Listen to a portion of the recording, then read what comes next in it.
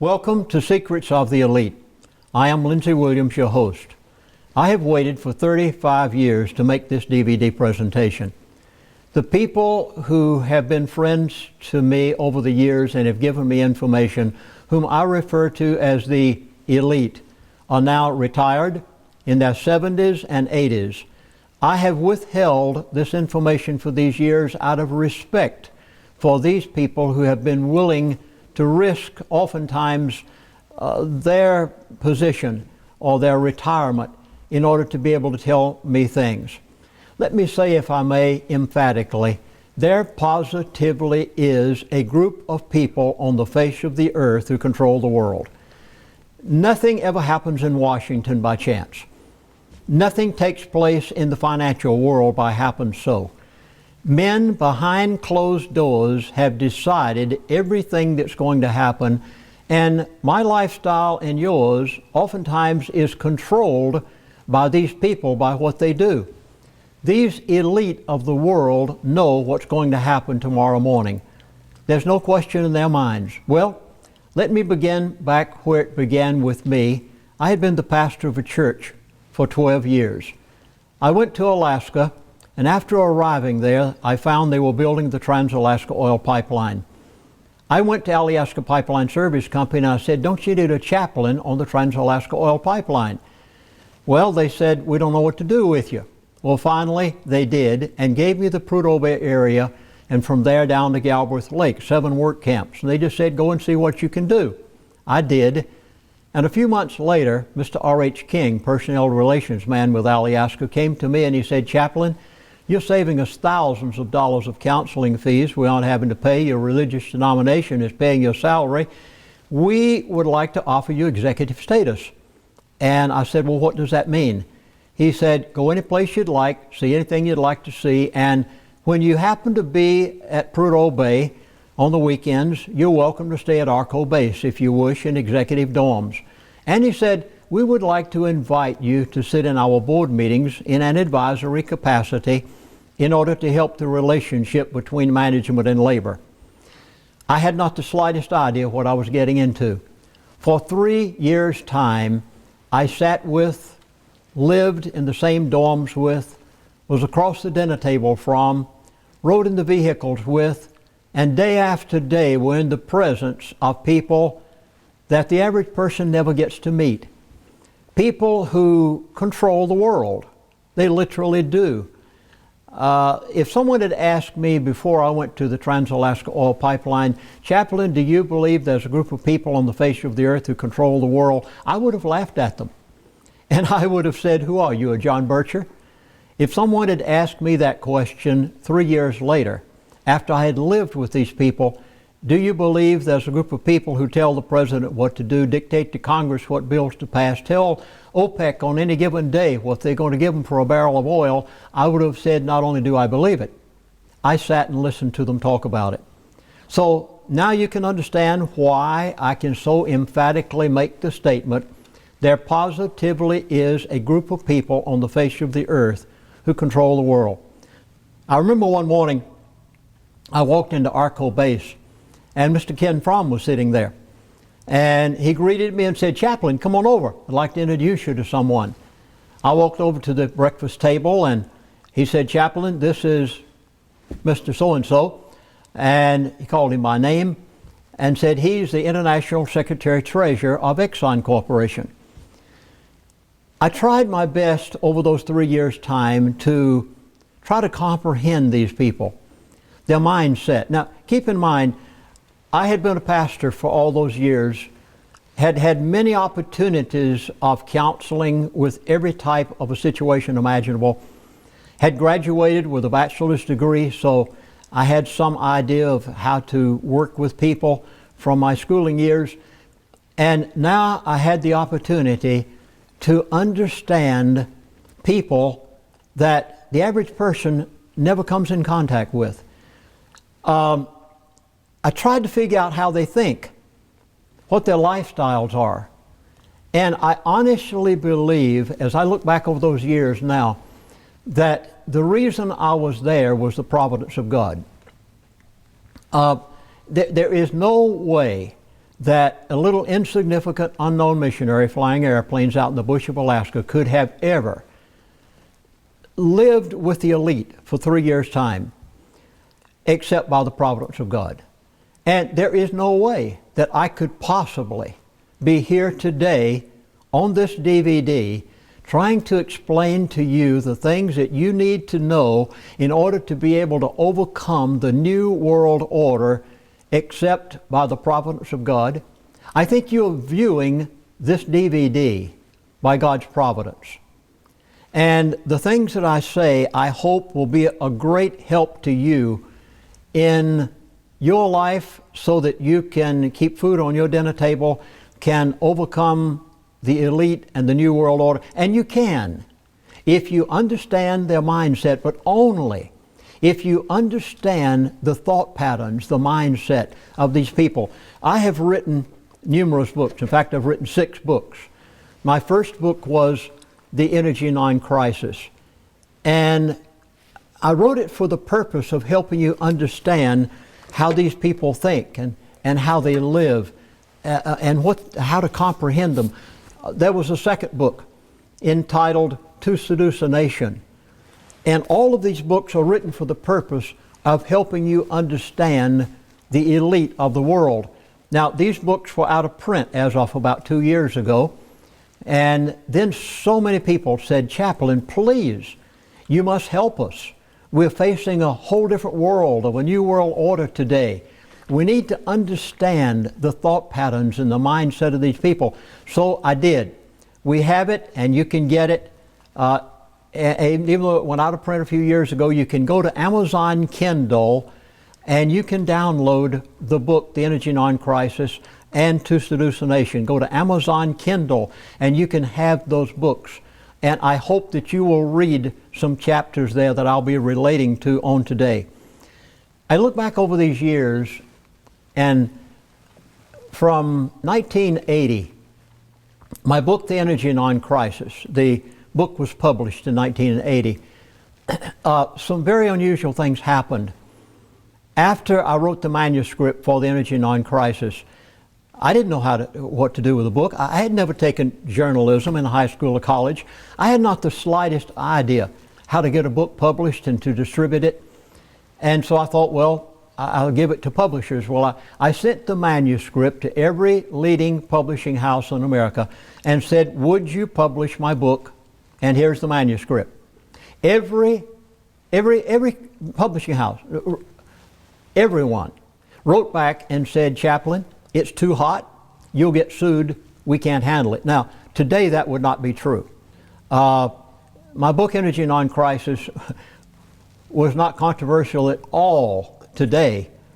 Would not be, compared to what it was 35 years ago. But in 1980, then I said, okay, what do I do with it? And I'll never forget, I was in Denver, Colorado, Beth Eden Baptist Church, and a pastor, a wonderful, godly gentleman, said to me, "Chaplain, you must publish that manuscript." He said, "The world has got to know what you have lived and your experiences." He said, "Okay, I'll help you." Dr. Earl Madison, never forget him. He's gone home to be with the Lord now. And he said, "Chaplain, I'll help you put out the first 500 books." Well, we did. I never thought they would sell. They were gone in days. Then we published 5,000 books. They were gone in a few weeks. Then we published 10,000 books. They were gone in a few months. Within a year or so, it became a bestseller. People were hungry for the truth. They wanted to know what really is going on out there. And the book told them. At that point, I began getting invitations from speaking engagements all across the country. I mean, day after day. And finally, the mission board that I happened to be with at the time said, "Chaplain, you can't publish a secular book and still be a missionary in Alaska." I said, "No problem, I'll gladly resign." After all, there was a whole world out there to tell about what was going on and to tell about Jesus Christ. So I chose that, left Alaska, and began traveling. I have spoken in every state in America with the exception of Maine. I wish somebody would invite me to Maine for a speaking engagement. I'd take it just to be able to say that I've been to all 50 states, had the opportunity to travel to Australia, New Zealand, many countries of the world. People are hungry for the truth. And for a person who lived that story, someone said to me the other day, well, Chaplain, don't you have any trouble giving a presentation like I'm giving right now, for instance, on this DVD? And I said, no. The difference in this presentation and the presentation that just a speaker would give at a convention would be he looked in books, he read newspapers, he got current events, and he put together a presentation. What you're hearing today is what I lived. I was there. I saw them. I heard them. I ate across the dinner table from them. I lived in the dorms with them. The most asked question over the past 35 years, any radio talk show I've been on, television show, speaking engagement, public, is, Chaplain, please tell us something about the elite. Well, I will. And this is where I began. First of all, a few years ago, someone said, where do the elite live?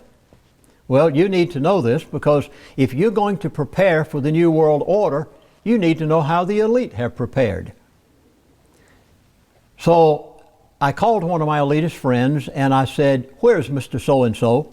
You know, I knew him years ago, but I didn't know where he is now. And he told me. And then I said, well, where is this gentleman? And then I said, where is that gentleman? And I called a number of the people that I had their phone numbers, whom I call the elite, the super wealthy, the people who behind closed doors determine your life before you ever know what's going to happen to you. And I said, I'd like to know, where do you live? You know what I found out? Not a single elitist, whom I would call the super wealthy, the people who are in the controlling powers of the world, not a single one of them have their primary residence in a metropolitan area. Isn't that amazing? They know something. And I hope you're getting the information now also.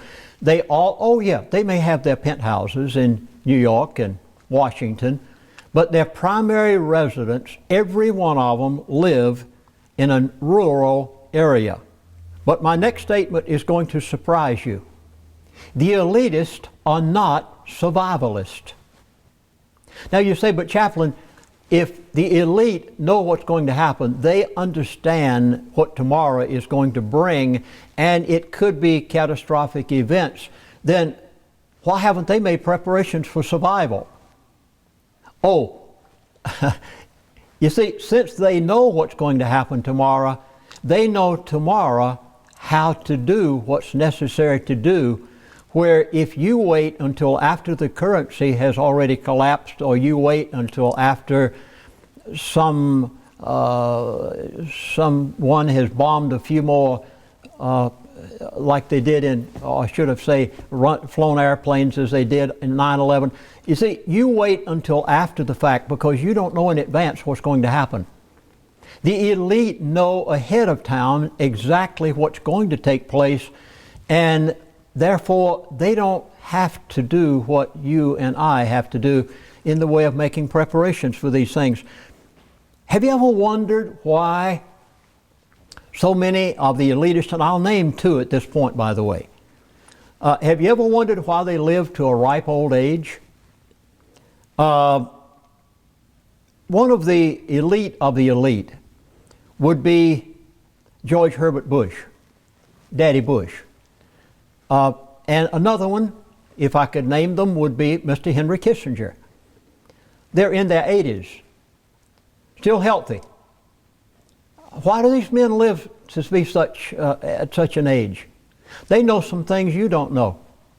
But some things I'm going to tell you today, you will need to view all of these DVDs, because some things may be more important to you toward the end than they are now. As a result, I have chosen 4 people to help me with this presentation. I knew that it would take some professionals in different fields in order to do it. The Lord led us to one gentleman by the name of Tom Fowler. He's a Wall Street insider. He could walk out the front door of his office on any given day when he was on Wall Street and look up at the Twin Towers before they were destroyed. Some of the things that Mr.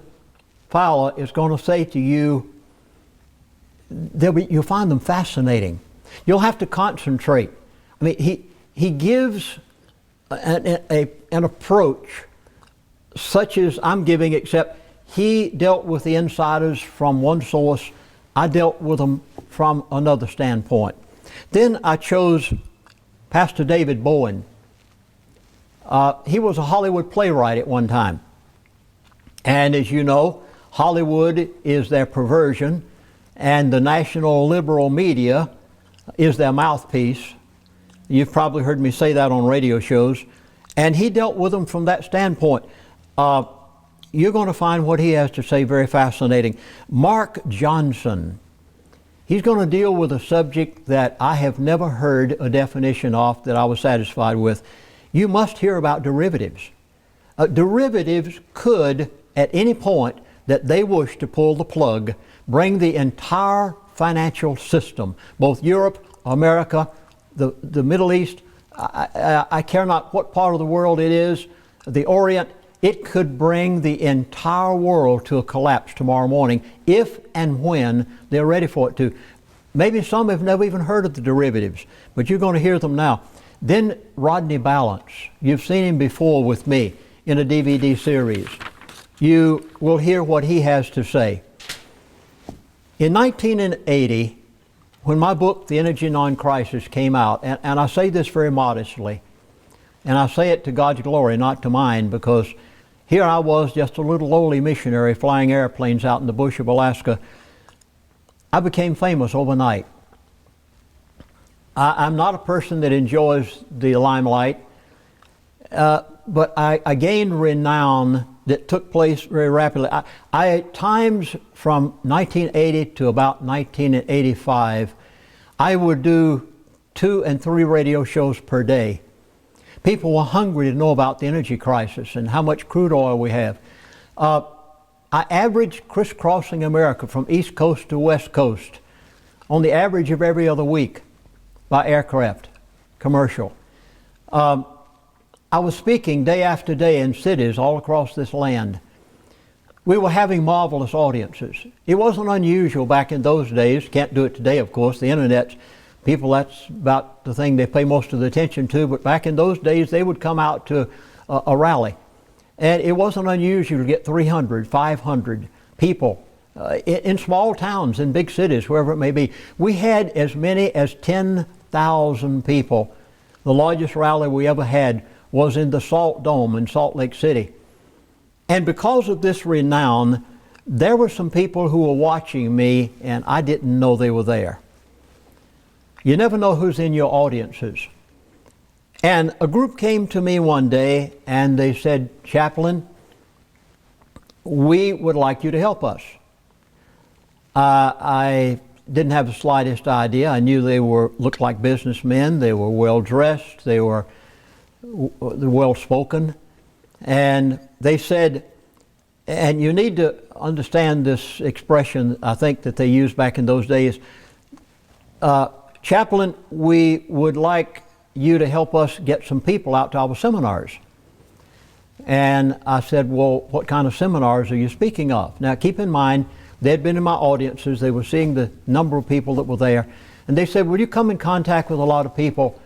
They said, "We have teaching seminars on the lifestyle and the methods of the elite." Well, I said, "That's interesting." I lived with them for 3 years.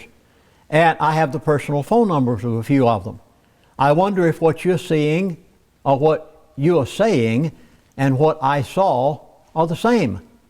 They said, "Well, here's what we'd like to do. Whenever you find people in your seminars that you think might be interested in being trained in the secrets of the elite, would you be willing to introduce them to us? I said, well, first of all, I have to find out what you're teaching. So they said, okay, we will buy your airline ticket. We'll pay all of your expenses to our resort in the Bahamas, and we'd like you to come out and see. I was amazed. I did. I took them up on the offer. I've never been afraid to go places and meet people. And so I did. Beautiful. Private beach. Oh, you've never seen such facilities, such food. And I stayed there for a week. And I heard some of the most renowned speakers that you could possibly imagine explaining the insides, the inner workings of the social elite, how they do what they do. I have never told this story before, and I must admit to you that I haven't told it because, not of fear, but out of respect for my elitist friends who are now retired in their 70s and 80s, and I felt that I should only wait until these men had gotten to the place that they could say what one said to me recently. As many of you know, one of my elitist friends passed away a year ago. Some of you have heard me give his name on radio shows. And before he died, he basically said to me, he said, Chaplain, I'm too old to care. Just go ahead and tell the world everything. Well, at that point, I decided I would. And I have told some things. But there are many things I have never told until today that you've never heard until this DVD series. And the things that I saw these people teaching in these seminars at this fabulously beautiful resort in the Bahamas was exactly what I had heard the elite talking about. The very things that they said they would do. You see, they make the laws.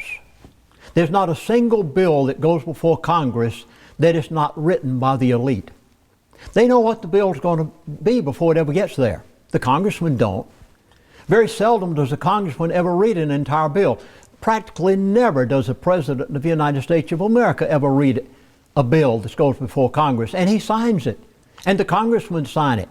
Who wrote it? I know who wrote it. I heard them talking about these things when they were talking about what the elite do and how they act. And I was fascinated. And so I told these people, I said, yes, I'll be glad to do that for you. I said, I know some people that need to understand the inner workings of the elite, and I wanted to know myself.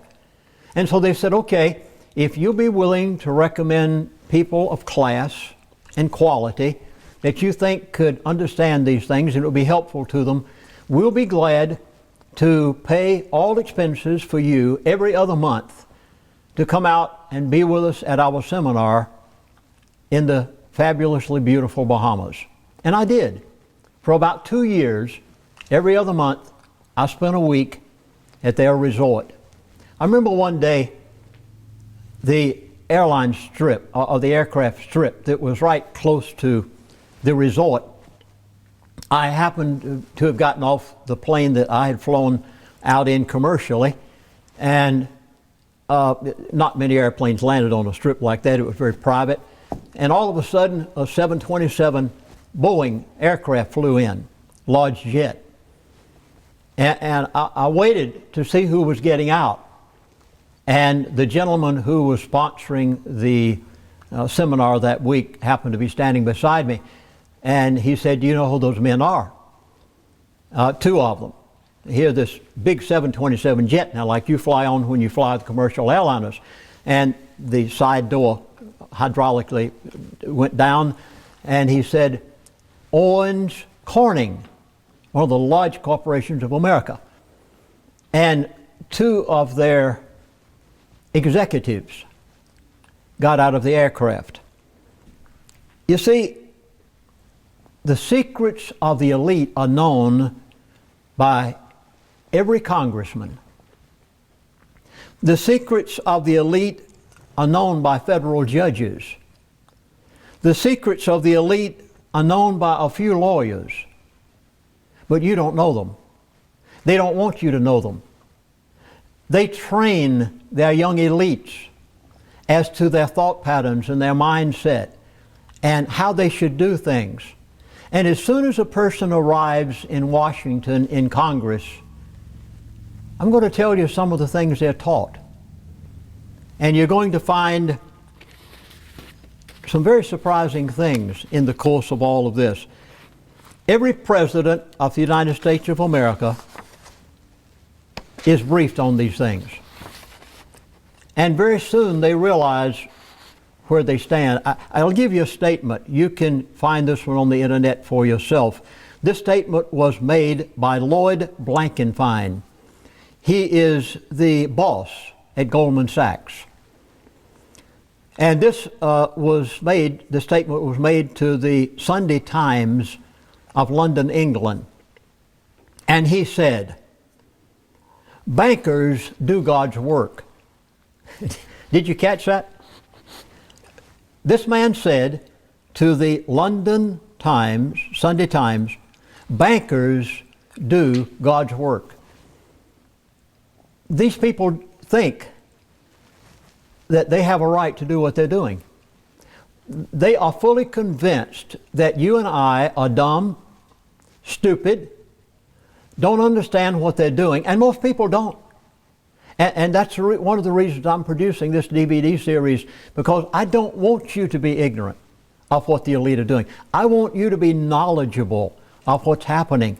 And the only way that you will overcome the New World Order is to be knowledgeable as to how they carry on everything that they do. You might call this a mini college education in some fashions. It was 1976. We had finished the service at Arco Base that night, and the men moved out of the way, and for some reason, the senior executive on duty that week had attended the service and was sitting with us, I'll never forget, in the movie hall of all places at Arco Base. And we just sat there and talked a few minutes. I guess he wasn't too busy that evening. And in the course of the conversation, he said something. He said, AT&T is going to be declared a monopoly. And wait a minute. Now, think back, folks. 1976, there was only one telephone company in America. It was American Telephone and Telegraph. If you wanted a phone, if you wanted communications, if you wanted long distance, you went to AT&T. There was no other. Now, how did he know it was going to be declared a monopoly? It had already been decided behind closed doors. He already knew that Congress would do exactly what they wanted and would declare it a monopoly. Not only that, but they had a reason. The elite wanted to declare AT&T a monopoly. After all, AT&T had been in existence as long as Ma Bell had been around, and they didn't need the elite's money anymore. They were well financed. They weren't borrowing. And the elite don't make money when companies don't have to borrow money from them. They declared, and you'll find this in my book, The Energy Non-Crisis, by the way. Please go to Amazon Kindle and get the book. You'll see it for yourself. It was recorded in 1980 when I wrote the book. Before AT&T was ever declared a monopoly, they knew it, knew what was going to happen. And why did they do it? Because when AT&T was declared a monopoly, that meant that other companies, Sprint, Horizon, all these companies would spring up in their place. And how does a new company start? They borrow money from the elite. So they wanted AT&T declared a monopoly so the elite could turn around and lend money to all of these new companies that would get going because AT&T didn't need them anymore. This is just an idea of how the elite bring about their control factor. 1983, I heard when I was at the meetings in the Bahamas, I heard them talking about something that you didn't hear until just the last year or two. Free trade outsourcing. Those seminars in the Bahamas that I was attending, already back in those days, they were training the young elite to take the industry from America to China and India and Mexico, moving it out of this country, taking away your jobs. And already in those days, I was hearing them talking about free trade outsourcing before you ever knew what the business was all about. Why did they want to do this? There's a reason. Oh, I hope this will anger you to no end. The elite knew that they had to take their industry abroad. Why?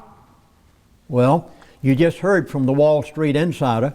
You're going to hear about other facets of how Congress makes money. It all boils down to this. Let's move our factory to China. Now, we'll make our fortune there in China. Then what do we do with that?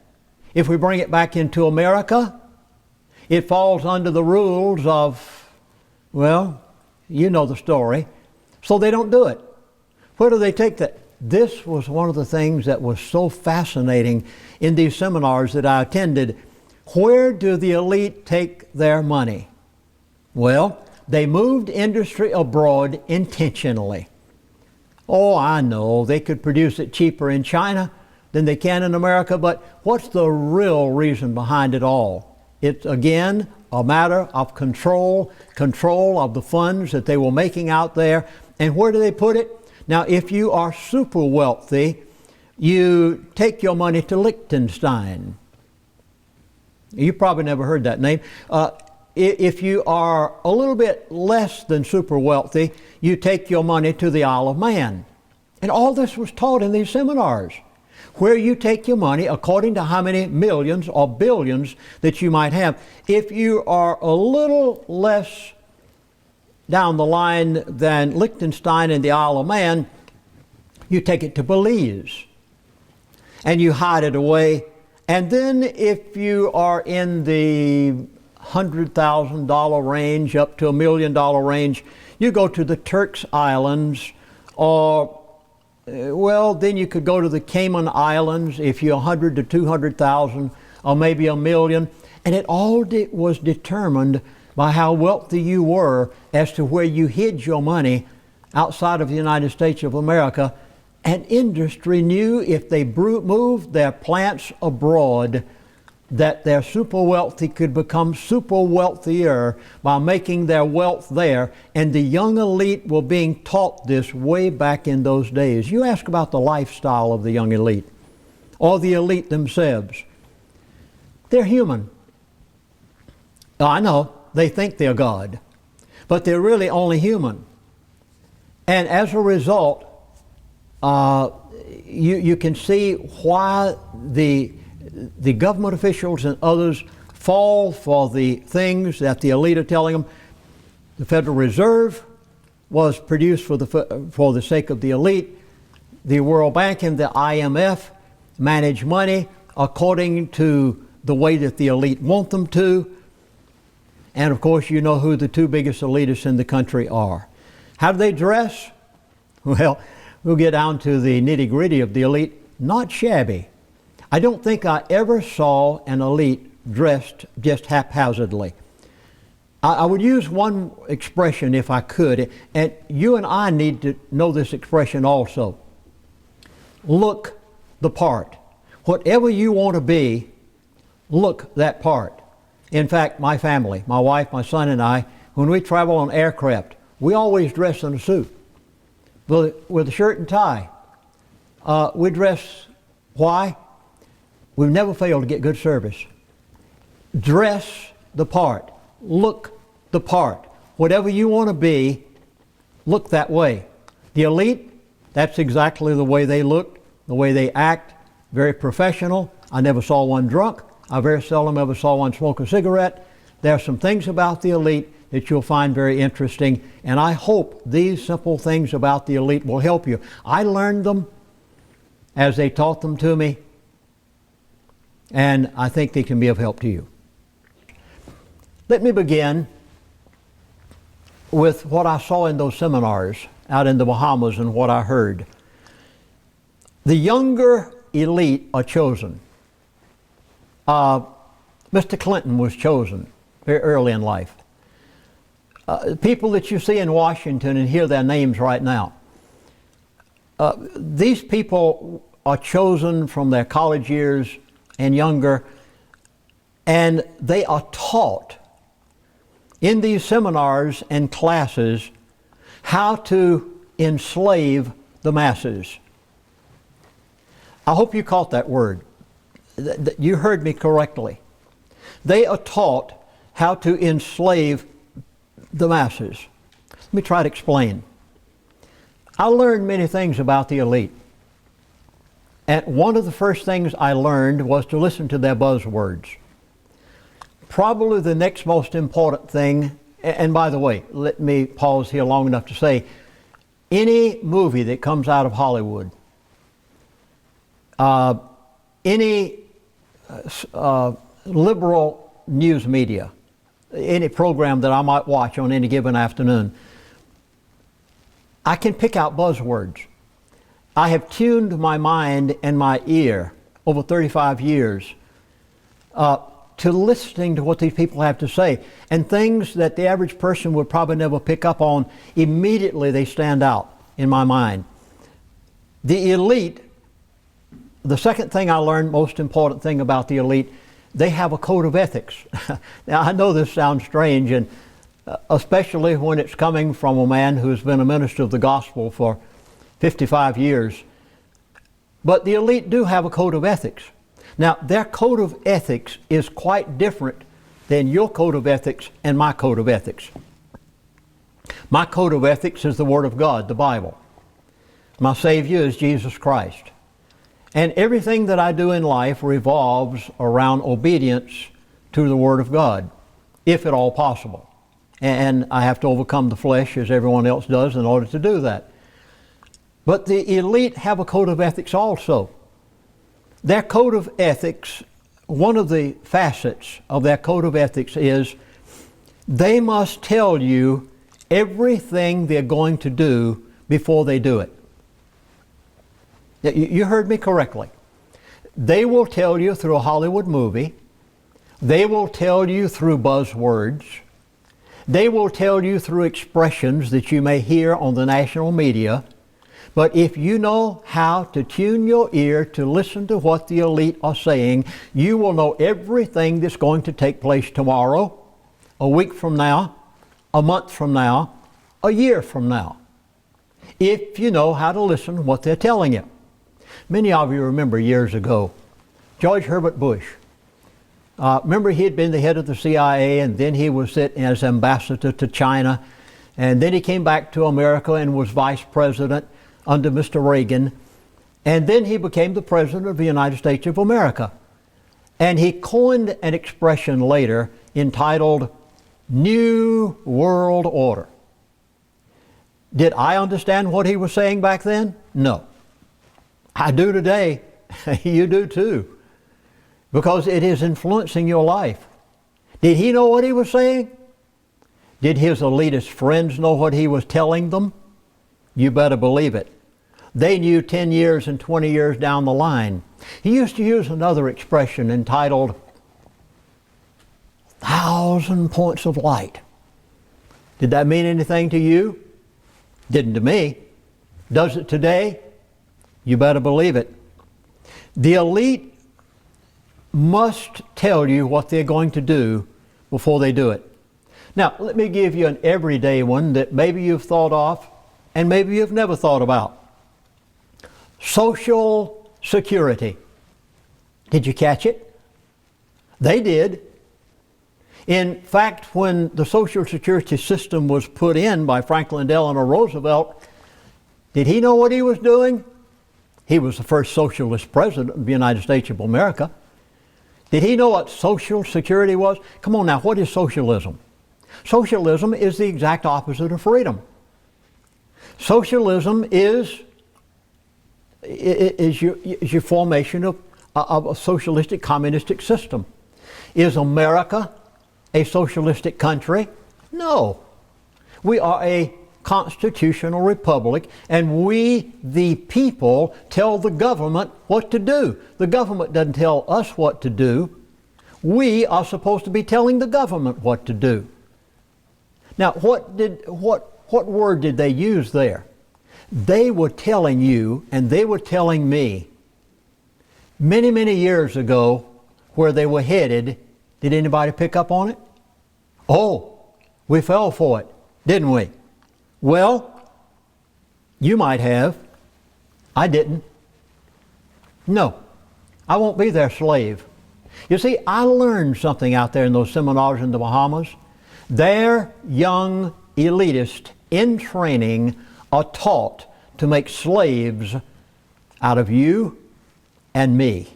And they know what they're doing. It is not done by chance. It's done by design. And everything that's happening today is being done by their hand-trained elitists who went to seminars such as I was allowed to go to. Oh, sure. You should have seen those places where we were. Beautiful private beaches where they could play with their girlfriends. The most marvelous foods you could imagine just caught out of the ocean. Everything was upbeat, rich. They trained them well as to what lifestyle they should live and how they should live that lifestyle while you and the taxpayers paid for it. They knew exactly what they were doing. I didn't fall for their line when I heard Social Security. I'm going to admit to you, I am 76 years of age now. I have never accepted a Social Security check. I have never gotten a penny from the federal government that I didn't send them the check back. You heard me correctly. I have gotten some checks from the government. I sent them every one back, signed with a note saying, keep your dirty, filthy paper. I'm free. I'm we the people. I'll tell you what to do. You're not going to socialize me. I've never accepted a penny from Social Security. I've never accepted a penny from Medicare or Medicaid. I'll take care, the Lord will take care of me, and He'll take care of you too.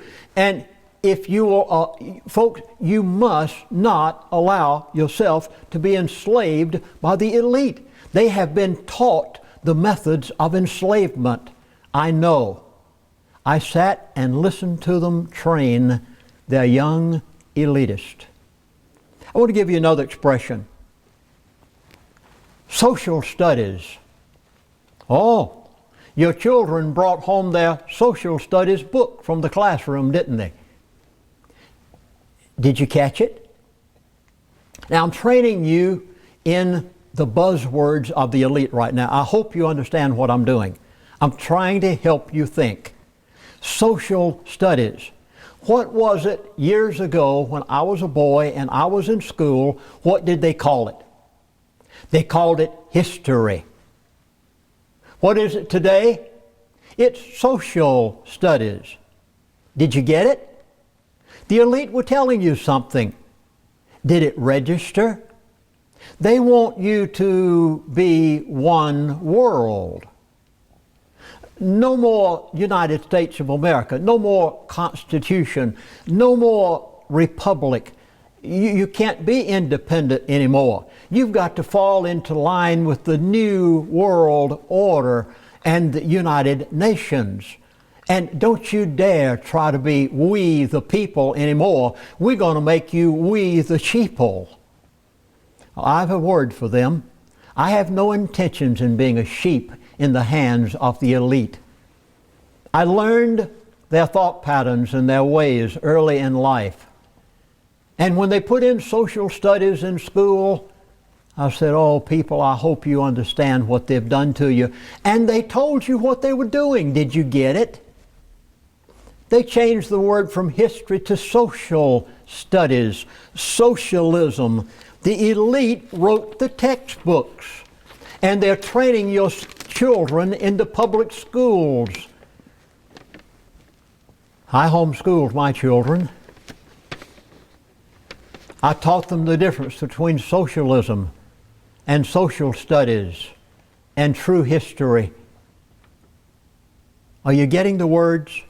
Are you understanding what they're doing to you?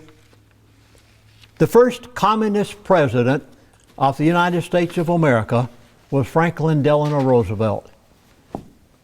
Social security, social programs of every type.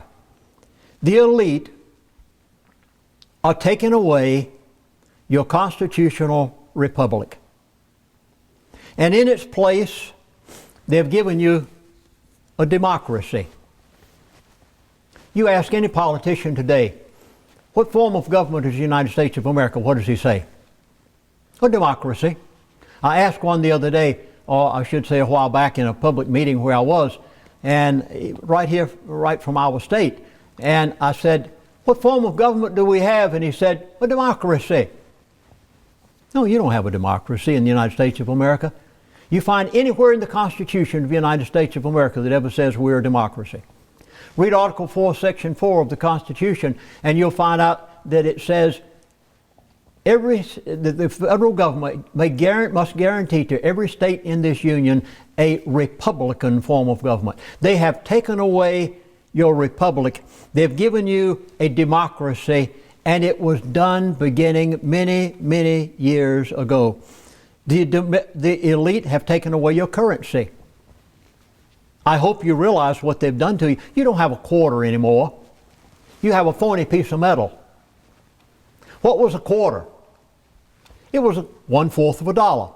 What was a dollar? 1 ounce of silver. What have they given you today? A funny piece of phony metal that you look around the outside and you see a circle. Didn't you get the message when they put that piece of phony stuff out there? Did it not register with you that they had taken away your silver from your quarter, from your half dollar, and then you couldn't go to the bank and get the silver dollar anymore? Why? They had to take away the value, and they had to give you a piece of paper in exchange. A piece of paper? What good's that paper? It doesn't even have redeemable anymore by silver and gold. Now it's no more than a Federal Reserve note. And what is the Federal Reserve? It's not even an agency of the government of the United States of America.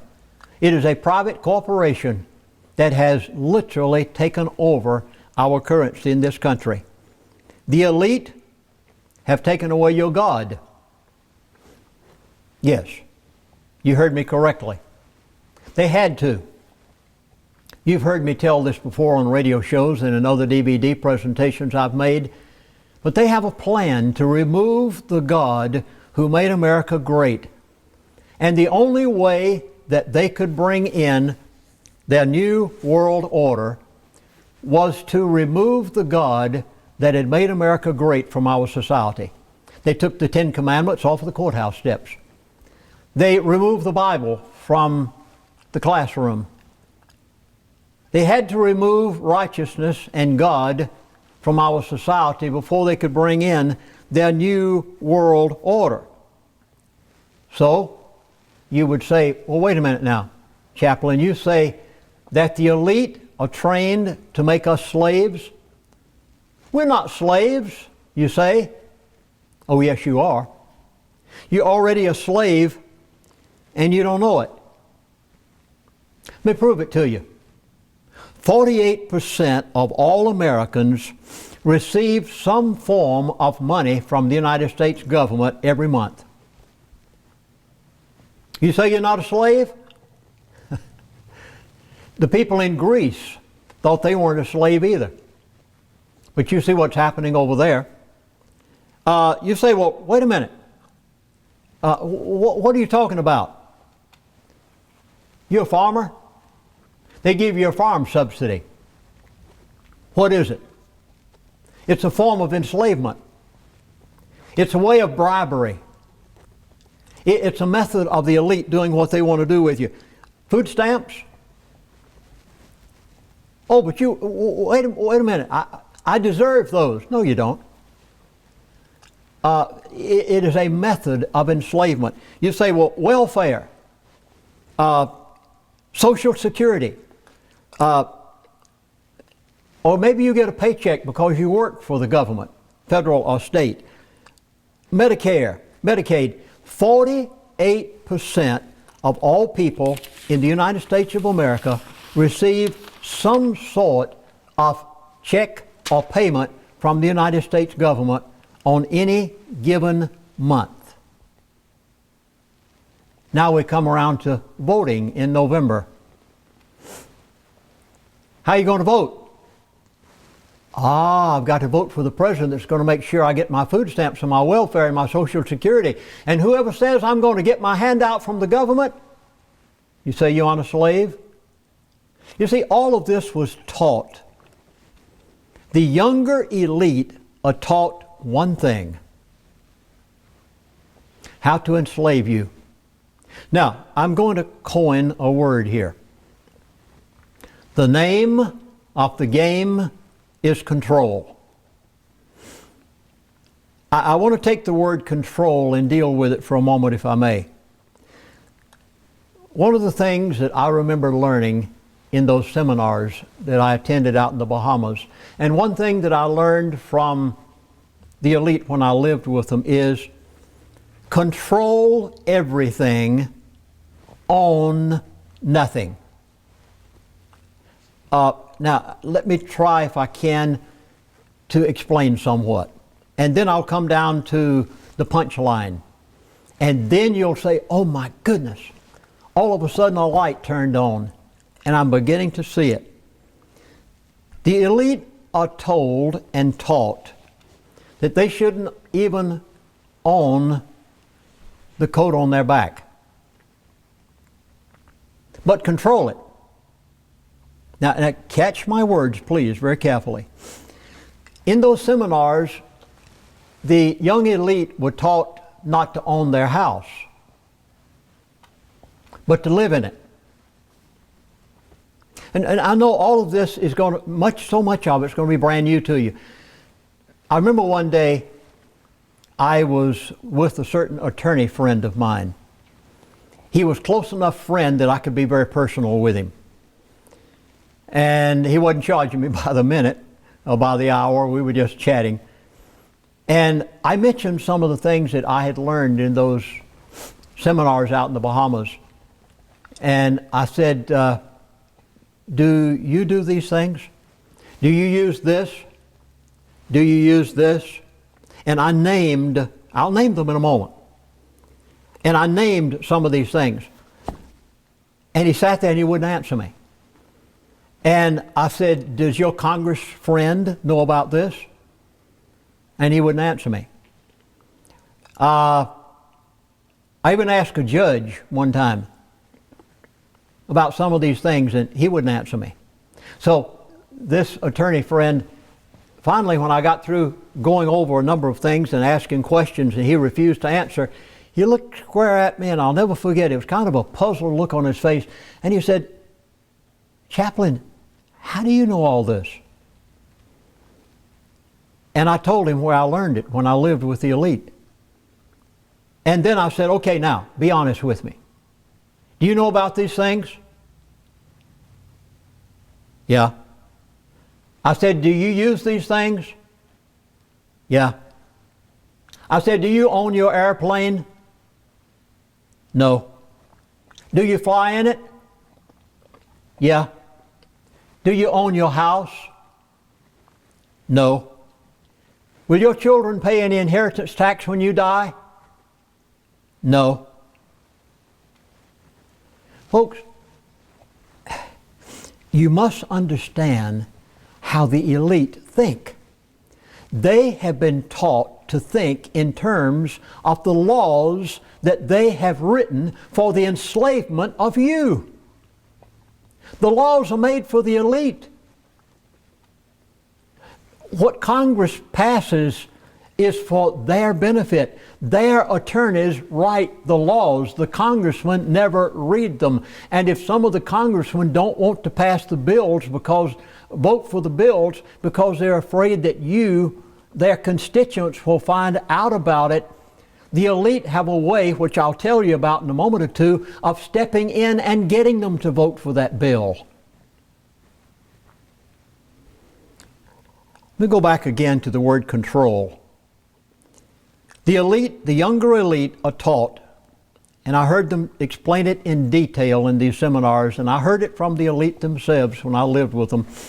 They're taught never to own the coat on their back. Never own their house, never own their automobile, never own their penthouse where their business is. Never own their yacht. and never owned their jet aircraft. And this one, I almost hesitate, but I have to give it. I've waited 35 years to never have any income. Did you hear that? They fly in that jet, but they don't own it. They drive that automobile, but it's owned in a trust, or their company supplies it to them. So when it comes down to the end, here it is. You've heard it. You've heard it all over the news lately. Tax the rich. Wall Street protest. I look at what's happening in the country and I say, if only you knew what I know. If you had the slightest idea what the elite, well, here it goes.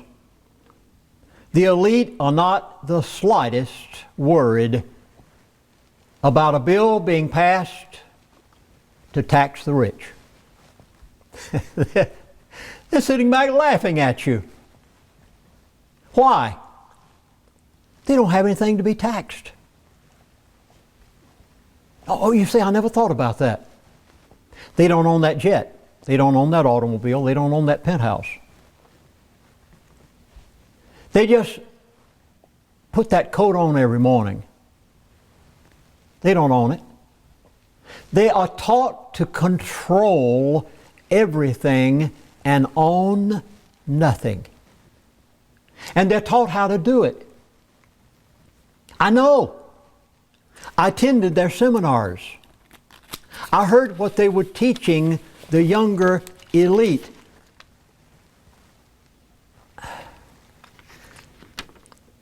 They know what they're doing. They know the control factors. What do they use? I'll just name a few of them for you. I named them off to that attorney that day. And he wouldn't admit it. Wouldn't say a thing. The elite are taught how to use trust, how to use contractual companies, how to use blind trust, how to use family trust. They're taught how to use all of the loopholes that are out there for their use. They know the intricate sides of this, but yet you will go to a 9-to-5 job every day and wonder why you can't make it. But the elite sit there and they've passed all the laws that they need to be able to live their lifestyle. While you wonder how you're going to make it, since the Federal Reserve note is losing much of its purchasing power. The elite are not worried about their children inheriting their fortune. Why? They don't own their fortune. And you wonder, oh, how will I ever leave my child an inheritance? It's amazing the elite have none of those problems. They saw to it that it was all done, and they taught their young people how to do it. They control everything. And that's what they want with you. The name of the game is control. Now, I'm going to meddle for a while. Congress is controlled by the elite. One of the individuals that I asked to appear with me on this DVD series, the reason I asked him is because you have got to know about inside trading. I learned it years ago when I went to those seminars. Illustration. A person is elected to Congress for the first time. They arrive in Washington. They're a Tea Party member. They're all excited. They're going to change the world. They hardly get there good, and they are taught the secrets of the elite. And one of those secrets is inside trading. But it's a trap. And I'd like to explain why. I chose a person to deal with the subject of inside trading in this seminar. It may be difficult for you. You may have to listen to it 2 or 3 times. You may have to go back and replay that section of the DVD 3 and 4 times. But you've got to get it, people, if you don't want to be a slave to the elite. And if you want to warn your Congress people that you're sending off to Washington, your Tea Party members and others, if you want to let them know, give them this DVD and tell them what they're going to face when they get there. They'll come home and admit to you that that's the first thing that happened. One of their senior congressional members will come around and say, have you heard about inside trading? Now, next week, just say for instance, next week there's going to be a bill passed. And it'll be for a certain company. And if you'll go and buy that company's stocks right now,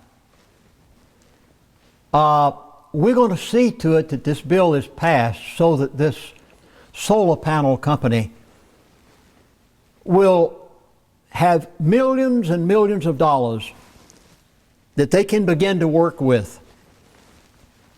And their stock is going to go right through the roof in the next 6 months because we've made available to them all these millions of dollars. Now, if you will go and buy that stock right now, before the bill passes, you can make $1 million. And we'll tell you how to put that $1 million in the Cayman Islands so that you don't have to show it to your constituents when you go home. You say, yeah, okay. So you fall for the line. Everybody does. You're human. There's no way you're going to keep on turning it down after it's offered to you day after day after day after day. Okay, and all of a sudden you realize, well, I did. I bought an honest stock. Yeah, you didn't do anything wrong. And you kept it for 6 months and you sold it. That's perfectly honest. You can sell a stock. And now I have been shown how to put that in the Cayman Islands or the Turks and the Caicos. I hope you're getting some words here, folks. You might not have heard of the Turks Islands before and the Caicos Islands. Maybe you don't know much about the Caymans. And so you put it there. And you say, this will pay for my child's education in style at Harvard or Yale. I'm justified in doing it. Now, next month, there is a bill that's going to be passed that the elite want, like they wanted the health care bill. All your constituents were against it, Nellie. Americans flooded Washington saying, don't you vote for that bill. And your senior congressman comes around and says, do you remember how I suggested to you that you should buy that stock and sell that stock? And, you know, we've helped you out. And we've tried to make life a little easier for you and your family.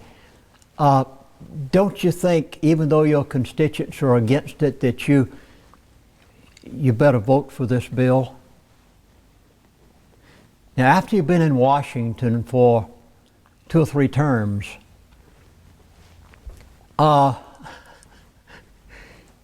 you have made so many millions, and you've fallen for their line so many times, you don't have any choice. Have you wondered why the Patriot Act got passed? Just turn that on. You remember when we made you $1 million, made you $2 million, made you $5 million? You remember you came in here a middle-class American, Tea Party member, or Democrat, or Republican, and you know, you're getting along pretty good now.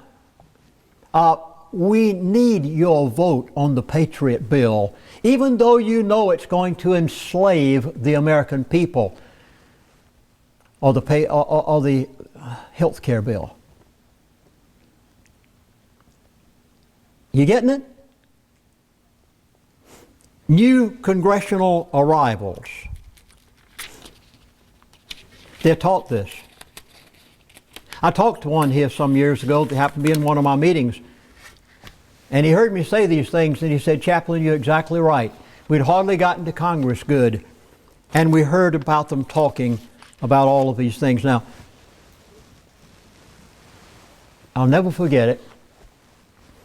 A number of years ago, I was on the phone with one of my elitist friends. I can name him. He's gone on to eternity now. He died about a year ago. His name is Mr. Ken Fromm.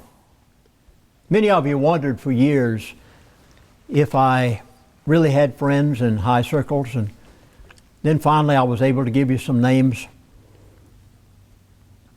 I remember one day, by the way, just stayed in passing, Mr. Fromm, whom I knew back at Prudhoe Bay years ago, when he passed away, he knew Christ as his Savior. I'll never forget talking with his son on the phone just before he died. And I'd had a number of conversations with the family members, and his son said to me, "Chaplain, you don't have a thing to worry about. You'll see Dad in heaven." He said, "There's no question but that he knows Christ is his Savior." So take heart in knowing that some of the elite are going to see you up there, if you're going to be there also. I remember I was on the phone with him one day, and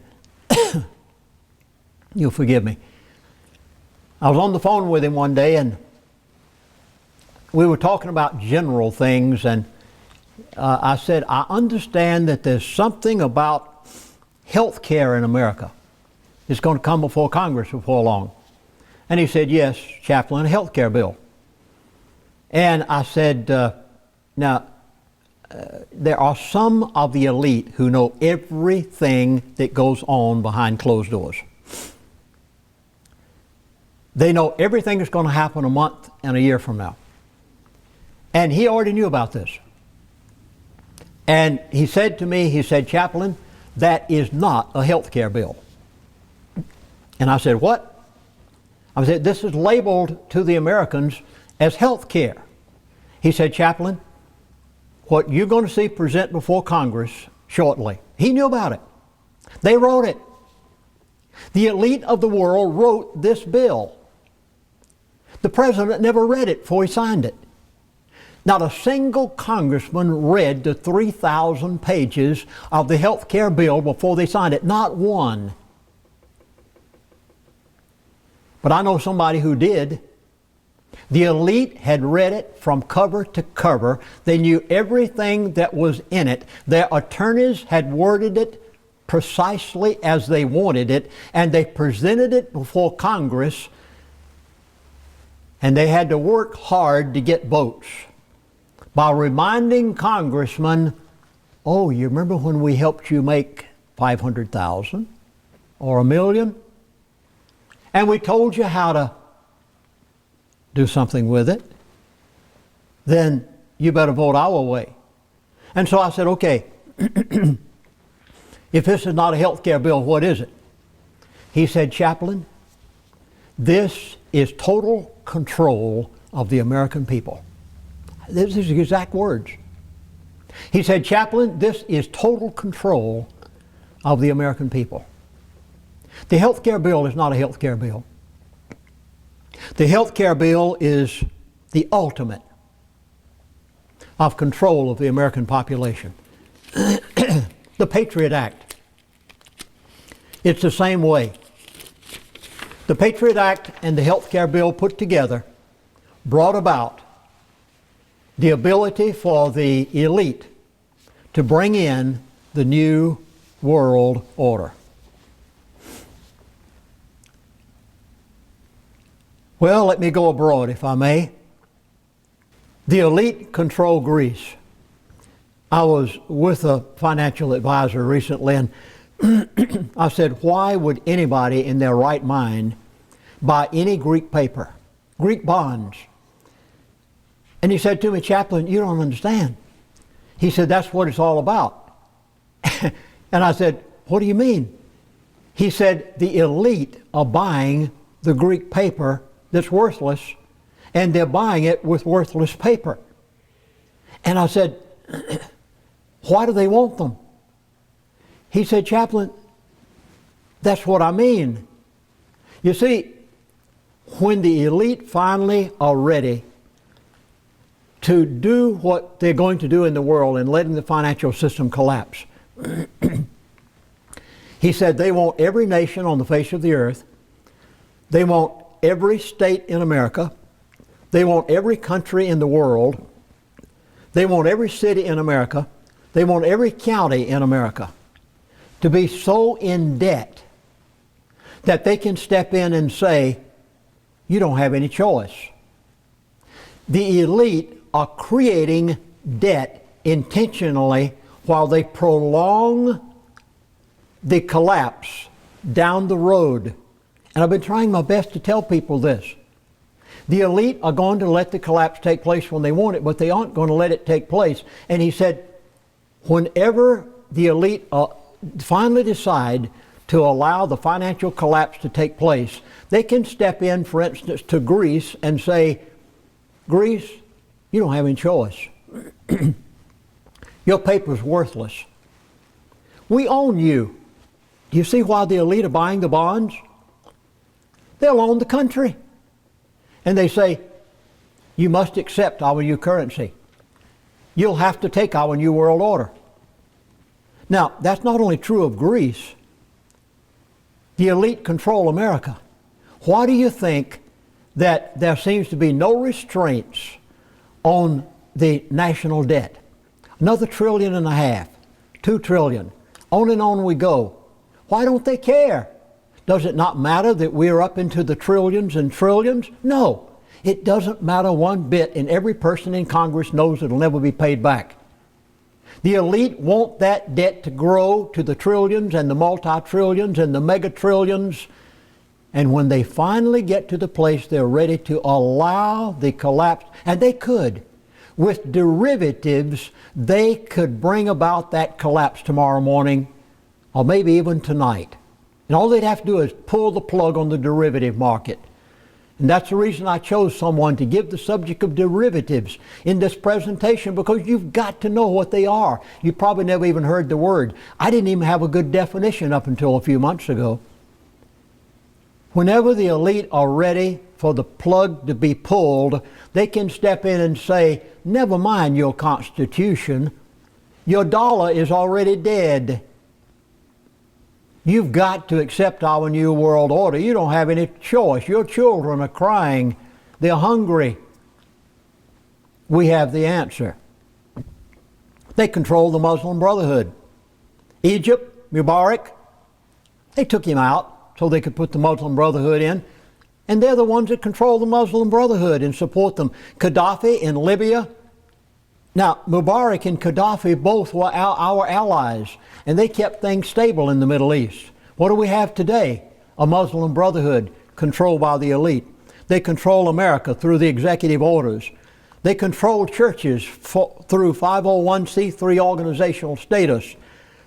Mr. Rothschild once was quoted as saying, "Allow me to control the currency of a nation, and I care not who makes its laws."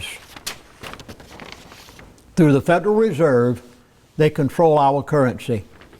The currency of the elite. I must give this before I close. I was on the phone with one of my elite friends one day, and I became exasperated. I must admit to you, I was at my wit's end. He told me about this bill before Congress, and that bill before Congress, and this thing. and that thing that was going to happen. I think he was telling me out of respect for the fact that I'd given 3 years of my life to be their chaplain, and he was trying to help me make preparation for my own family and my own welfare. In fact, he had even advised some things. I won't go into that. And I said, okay, what can I do? He said, Chaplain, do you know what our currency is? And I said, no, I don't. He said, our currency is gold and silver. And he said, there's only one thing that you can do in order to maintain your purchasing power.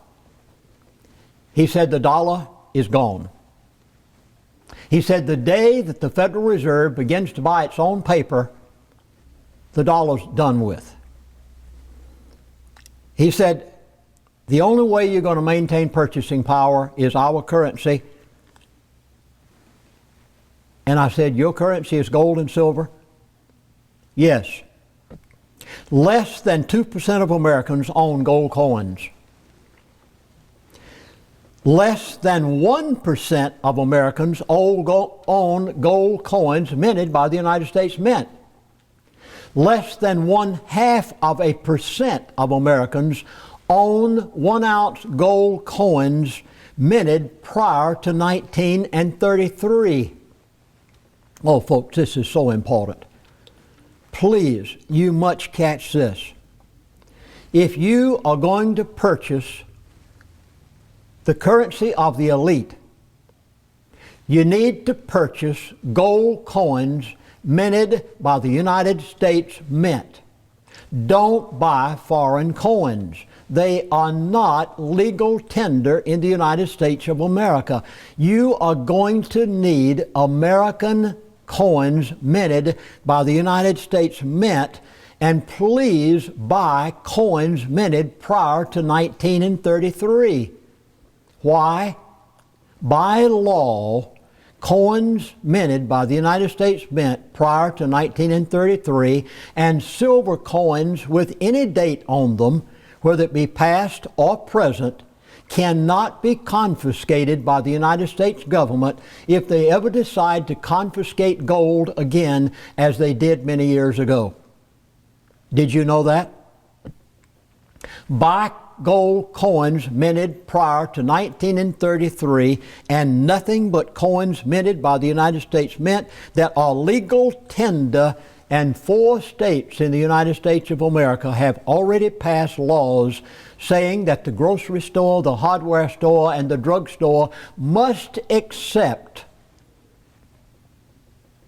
gold coins and silver coins minted by the United States Mint as legal tender for payment of debt. 4 states have already passed that. Now, they haven't found out how to do it yet. They haven't found a way to implement it. They will. All the refined, now please, think of this mentally. All of the refined gold in the world could be put into a cube 60 feet by 60 feet by 60 feet. Why does it have value that paper doesn't have? If it is written on a piece of paper, it's worth the paper it's written on. One of my elitist friends said that to me one day, and I pass it on to you as some of the best advice I can give. Gold in the year 2000 was $273.60. By 2005, gold was worth, a 1 ounce gold coin was worth $518.90. By 2009, that same gold coin was worth $1,096.50. By the end of 2011, that same gold coin was worth $1,566.80. There will be food on the grocery store shelves. I know this disagrees somewhat with some of my survivalist friends. There will, please, I'm trying my best, people, to help you understand what the elite have said. There will be plenty of food on the grocery store shelves, plenty of food and water. The shelves aren't going to be empty. As one of them said to me, Chaplain, if the crop fails in Florida, we just bring it in from another country.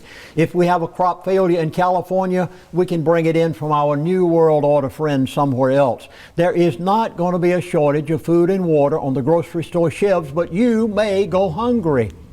Doesn't make any sense, does it? Yes, it does. Why?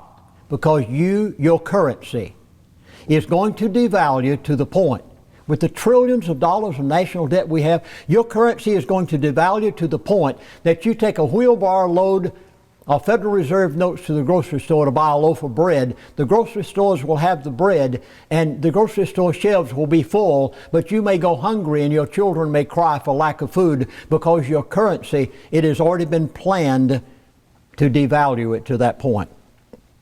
The name of the game is controlled. You've got to learn their mindset. Think like the elite, and you can overcome the New World Order. Please call the professionals that you'll see on this DVD. They know the issues. That's the reason I've asked them to be on this DVD series. They don't think like the average professional out there. I was in California a number of years ago. Spoke to a group of people, I think there was a few hundred there. It was a caucus for the Republican Party. And after the meeting, a very well-dressed, attractive, middle-aged lady walked up to me and said, Chaplain, I'd like to speak with you after most of the crowd has moved out and you have a few minutes.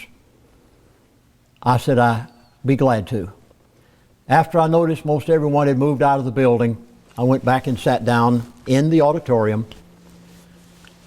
And this lady said, Chaplain, I'm Mrs. So-and-so. I'll not mention her name. You'll know who she is. And she said, I am the chairman of the Republican Party of California who introduced Ronald Reagan to the Republican Party, whereby he became president of the United States of America. I said, congratulations.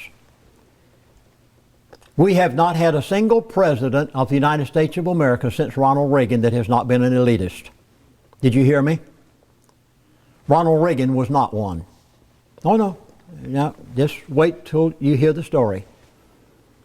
The lady said, Chaplain, I was at the hotel that night when Ronald Reagan was to choose his vice presidential running candidate. She said, I was there with them. And she said, Ronald Reagan came to us personally, his close friends, and said, I promise you, I will not choose an elitist as my vice presidential running candidate. And he said, I know that George Herbert Bush is one, and I know Mr. Kissinger is one, and he said, I promise you, I will not choose them as my vice presidential running candidate. He chose Bush. He came to this lady the next day who was the one that introduced him to the Republican Party. And he said, I'm going to have to apologize. He said, I'm very sorry. He said, Bush was there, Kissinger was there. He named a few other people in the room, and I was there.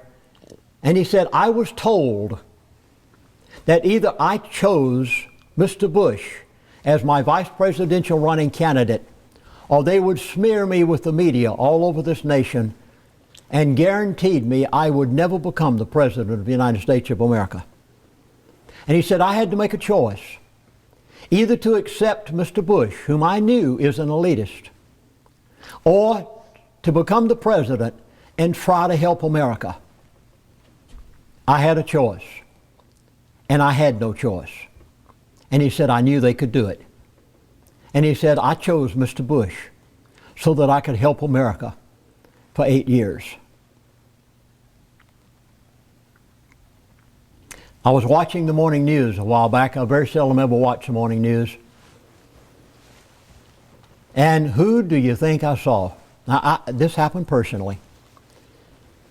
And who was being interviewed? Daddy Bush. And finally they came to the end of the interview, and the person said, Mr. Bush, I need to ask you one last question. Do you ever watch the morning news? Mr. Bush spoke up and said, no.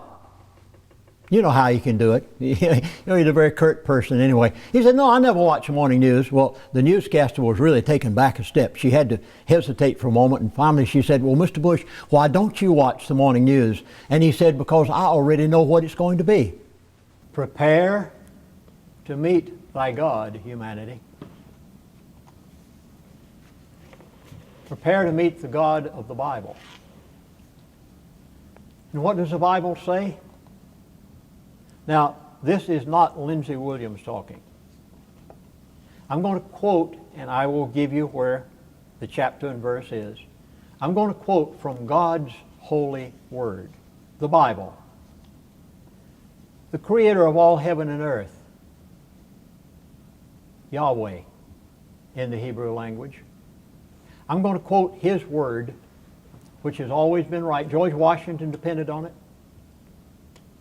All of our founding fathers depended on it. They went to it for the writing of the Constitution of the United States of America. Rodney just showed you what every nation has gone from to. Proverbs in the Old Testament, chapter 14 and verse 34 says, righteousness exalteth a nation, but sin is a reproach to any people. I was amazed at 9/11. We saw no repentance in the United States of America.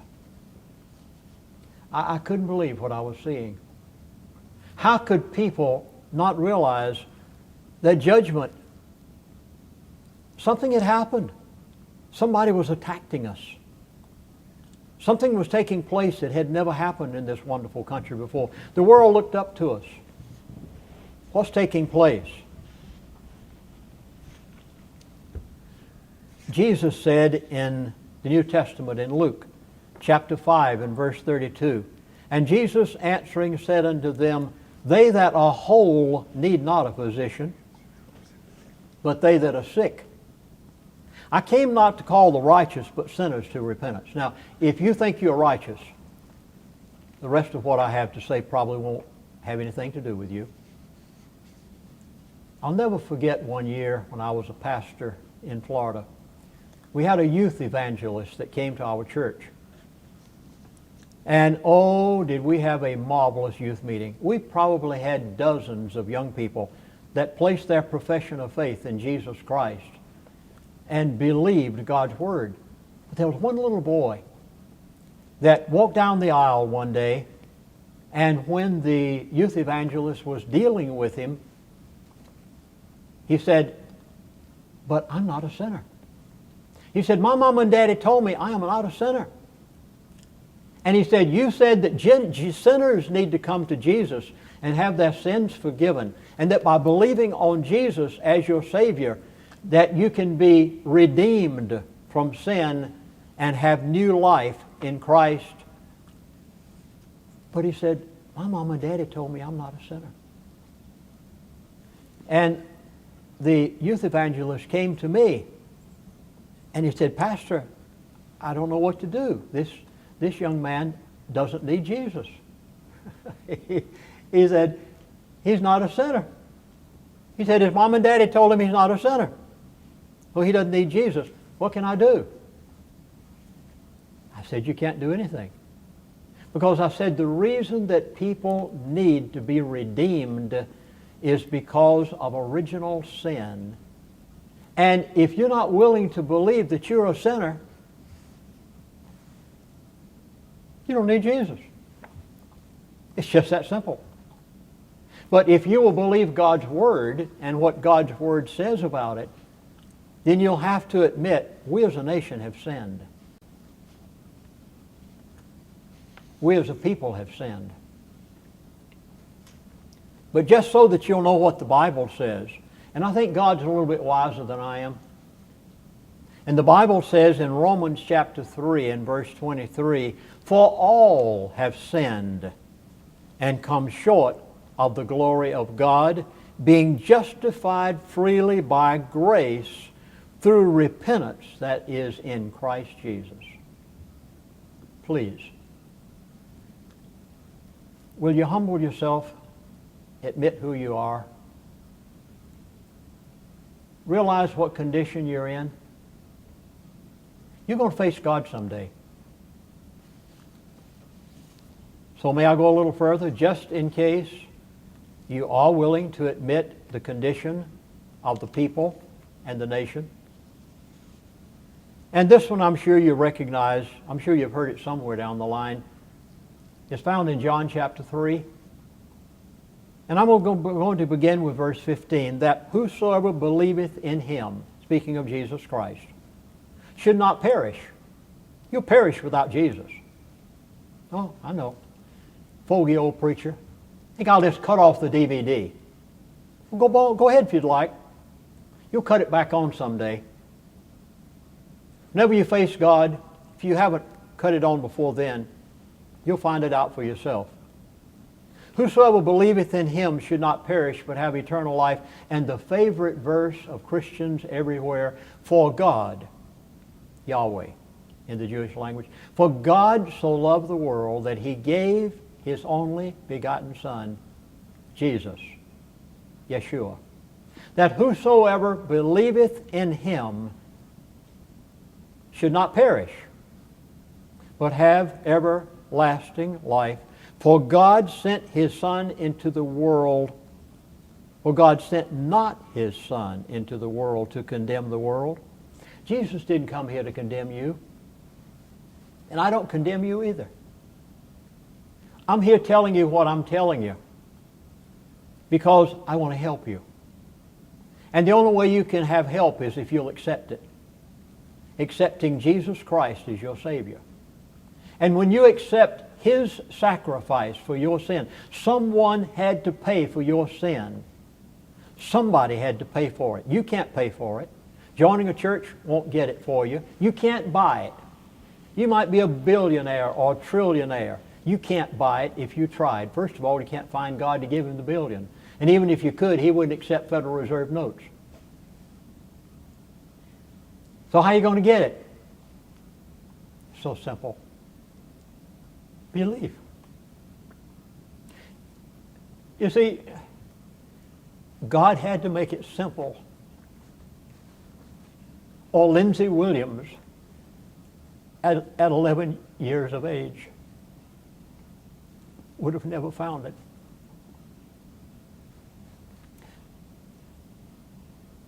Thank the Lord for a godly grandmother. Read the Bible every day. Took me to church every Sunday. Told me about Jesus when I was 11 years of age, and I trusted him. And I've never regretted it from that day until this. And I'm 75. And I'm looking forward to seeing him. You can too. For God sent not his Son into the world, condemned the world, but that the world through him might be saved.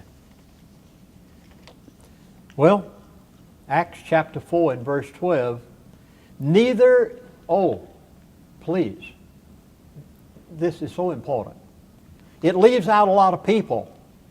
Leaves out a lot of religious leaders, by the way.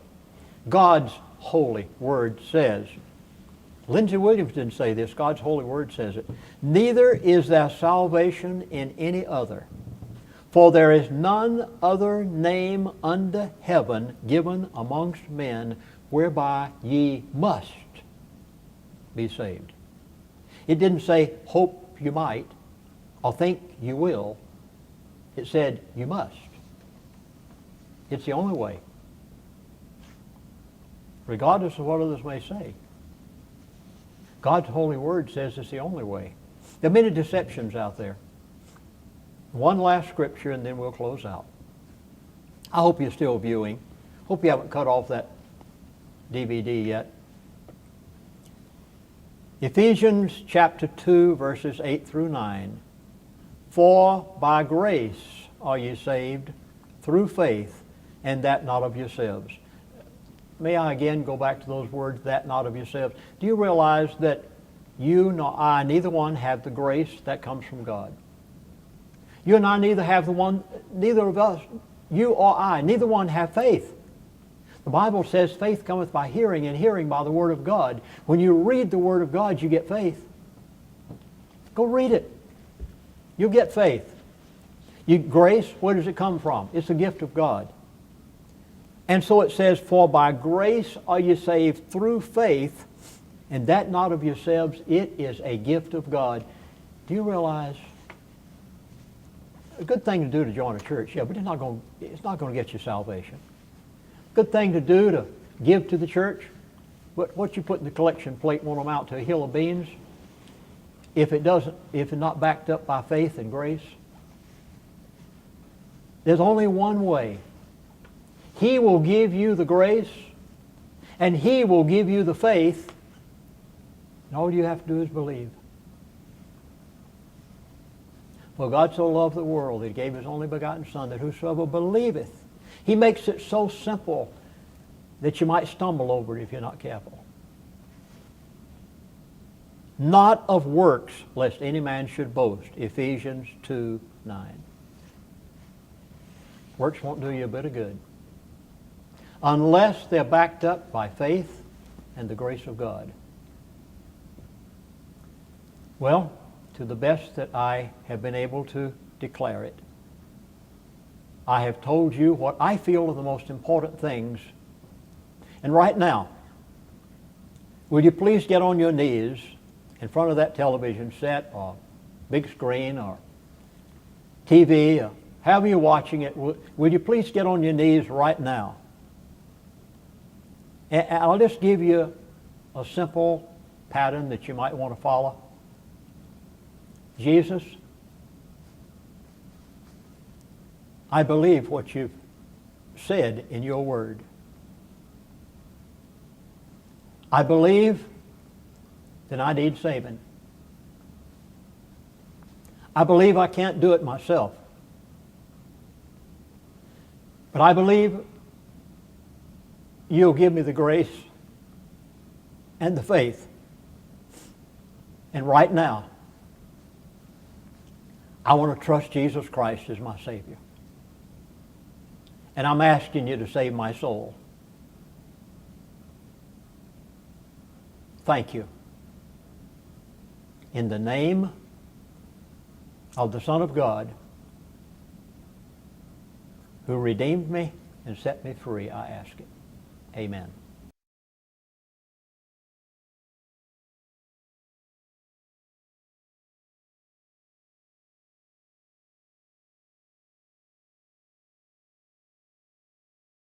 It is my privilege to introduce to you on this DVD Pastor David Bowen, former Hollywood playwright, and I recommend that you go to his website entitled interpretingthetimes.com daily. Please. Pastor David is a leader in his congregation. He's a pastor of his congregation in a way that I wish more pastors would. And I say, I've been to his church. And I would recommend every pastor that ever sees this DVD to please do it. He is keeping people informed and helping them to prepare, not only for themselves, but preparing them to be a blessing to others. You can contact him through, again, I'll give it to you, his website, and you'll find it on the screen later, interpretingthetimes.com. Pastor David, God bless you. We're glad to have you. Well, Lindsey, thank you for allowing me to be a part of this DVD set. It's very exciting to be here. You have done such a great job in helping people understand the elite and what they do and how they control things. You know, as a pastor, I have a lot of people who come to me and they need help with both relationship issues and with money issues. You know, the average person just does not really understand how money works and where do they go to understand that. So what you're doing and being involved with this is very exciting to really understand the aspect of the system. The elite control the system, so how does that system work and how does it affect the average person? You know, I remember a little story about the little boy who he always thought mom, M-O-M, meant made out of money. Well, of course, that's not what mom means. But there's people in America who think that America is made out of money. We just keep printing money, and that's not how we are either. Very simple question. I ask people, what is money? Define what money is. By definition, money is something that is accepted as a valued exchange. It's a way of making payments. It's a means of making payments. How much money do we really need? There was a survey done a few years ago, and they went to 16 different countries, and they asked just that question: how much money do you need? There was a response that was given that was very common. There was two very common responses. The first one was people just wanted enough money to pay the bills every month and have a little bit left over at the end of the month. They would be completely content if that was the case. They would be thrilled if they had no bills, if they were able to be out of debt. Now, what that survey really tells us is that most people around the world don't have money left over at the end of the month, and they do have debt. When you talk about money, what's the history of money? You know, in the days of old, one was considered wealthy if you had a great deal of crops and livestock, how much produce you had and how many animals you had. That's how wealth was created. Wealth was always in danger, though, when you were that wealthy, because the crops could spoil and the livestock could get ill. The first mention of wealth in the Bible goes all the way back to Genesis to Abraham. Abraham was wealthy. He was rich because he had cattle and he had silver and he had gold. Back in the days of old in Egypt, common workers were paid with grain. In the Roman times, Roman soldiers were paid with salt. It's interesting, the word salt is how we get our modern word salary. Before there was coins or paper, there was a bartering system.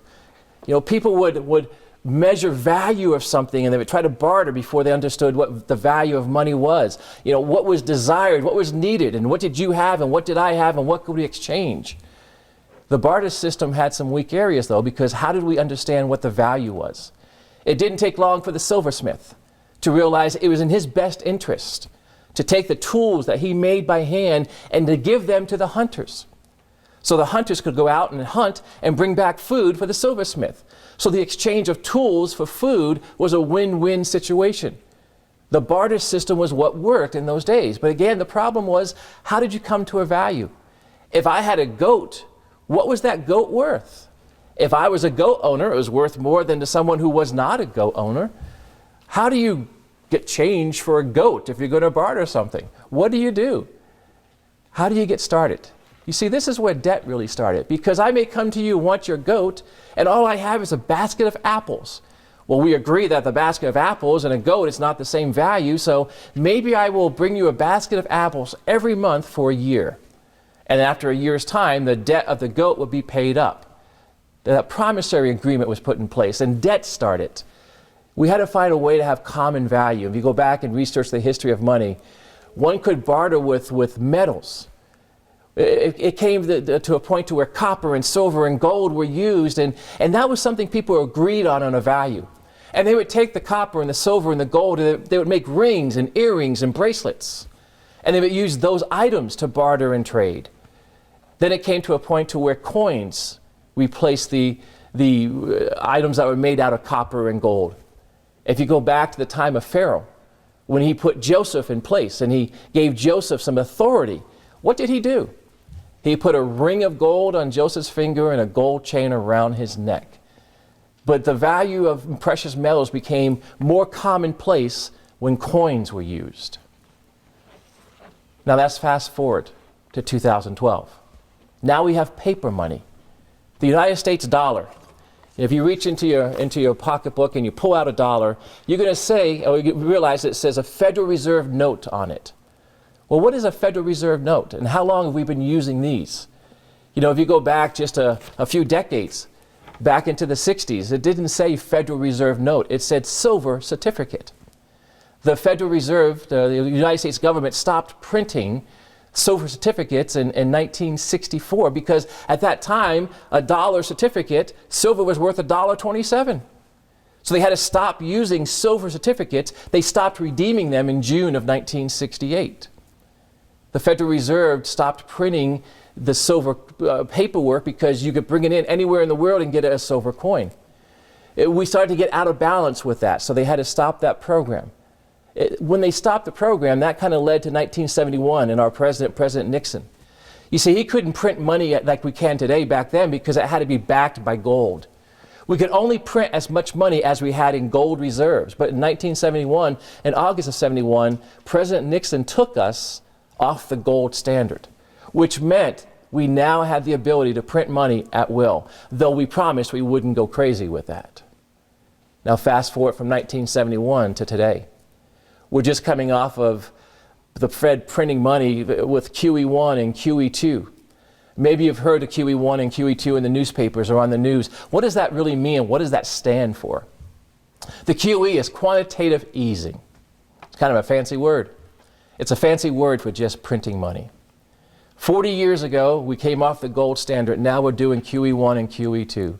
QE1 started November of 2008. It went until March 2010. QE2 started in November of 2010 and went until June of 2011. What was QE1 and what was QE2? What did the Fed do? Well, let's look at the first one. QE1, the Fed, what they did, they purchased $500 billion in mortgage-backed securities. See, this is the whole real estate bubble. This is what happened when they started buying mortgages. When the government got in that business. QE1, they did 5 things. The first thing was they backed mortgage securities. They bought $500 billion worth of them. Then they announced that they're going to purchase $100 billion in debt. Whose debt? Fannie Mae, Freddie Mac, Ginnie Mae. They were buying home loans that the federal government was supporting. They were buying their own debt. The third thing they did is that they cut the interest rate to near zero. December 16, 2008, about halfway through QE1, they cut the interest rate down to zero. Then in March of 2009, the Fed expanded the mortgage buying program. They went out and purchased $750 billion more worth of mortgage-backed securities. And then they agreed to go out and buy $100 billion more worth of long-term debt. All they had to do was print the money. We came a long way from silver certificates and from the 1971 coming off the gold standard to printing all kind of money. QE1 and QE2. Now the QE1 program ended with a total of $1.25 trillion in purchases of mortgage-backed securities. Add on top of that another $175 billion of agency debt, Fannie Mae, Freddie Mac, so on and so forth. Well, what's the effect of all that? See, the common person does not understand how that affects them. When the elite print the money, when they give the approval for this to happen, when the Federal Reserve, which is neither federal or nor reserve, when they print the money, what does that do? It devalues it. The more you print, it devalues what you have. You know, a wonderful illustration is, I kind of enjoy baseball cards. It's kind of a hobby and it's kind of fun to do, but you know, this baseball card right here, this is the Hannes Wagner T206. This was put out in 1909 to 1911. Now, Hannes Wagner, besides being a very good ball player, he was concerned with this card because on the back, it was put out by a tobacco company. And Hannes Wagner did not want his name associated with tobacco. He didn't want to have kids thinking it was okay to smoke. So Hannes Wagner said, please remove me from this set. Now, if you were to try to find a card which is 100 years old from this set, you could do that now. A card would cost you $20, $25, maybe $30, except for the Hannes Wagner card. This card there's about 50 of these in existence. If you were to go out and try to find one of these, well, there was 2 recent sales of the Hannes Wagner card. In November of 2010, one in very poor condition.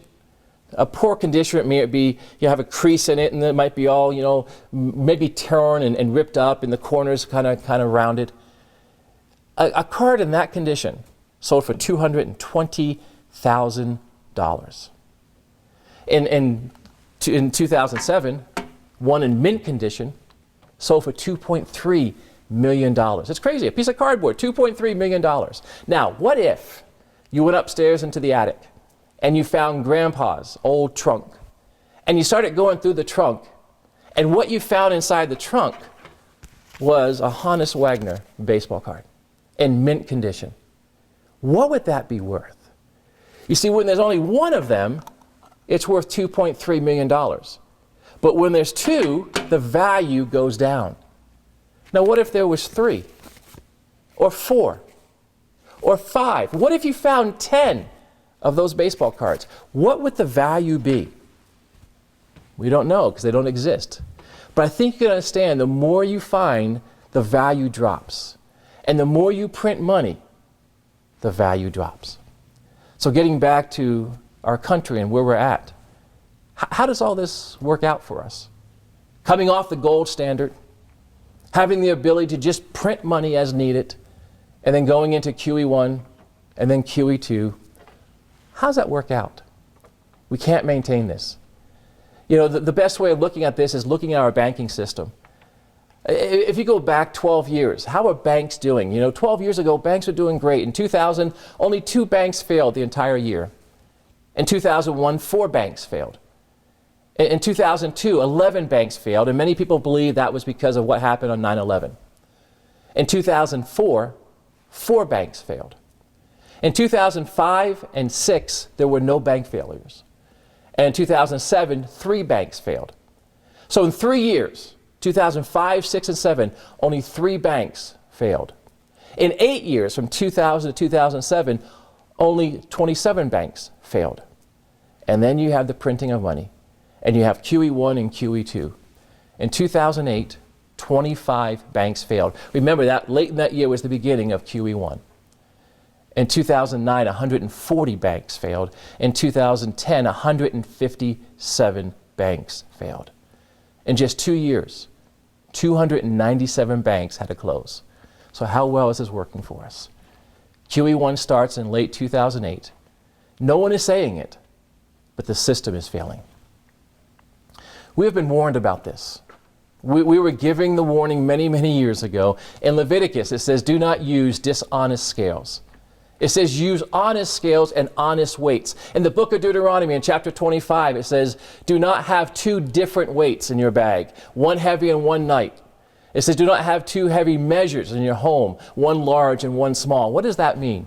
This would be the merchant who was trying to go out and buy wheat or grain, a commodity. And he would have a large scale, and he would go out and want to buy 50 pounds of grain. Well, the scale would say 50, but really it was 60. He would put the grain on and weigh it out, and the one who was selling it to him would think he was selling him 50 pounds of grain, when actually he was selling him 60 pounds. He was stealing 10 pounds. That's unrighteous. Then that merchant would go back to his shop, and the ladies would come in and want to buy grain, and he would pull out a smaller scale. And even though it read 50 pounds, it would only be 40.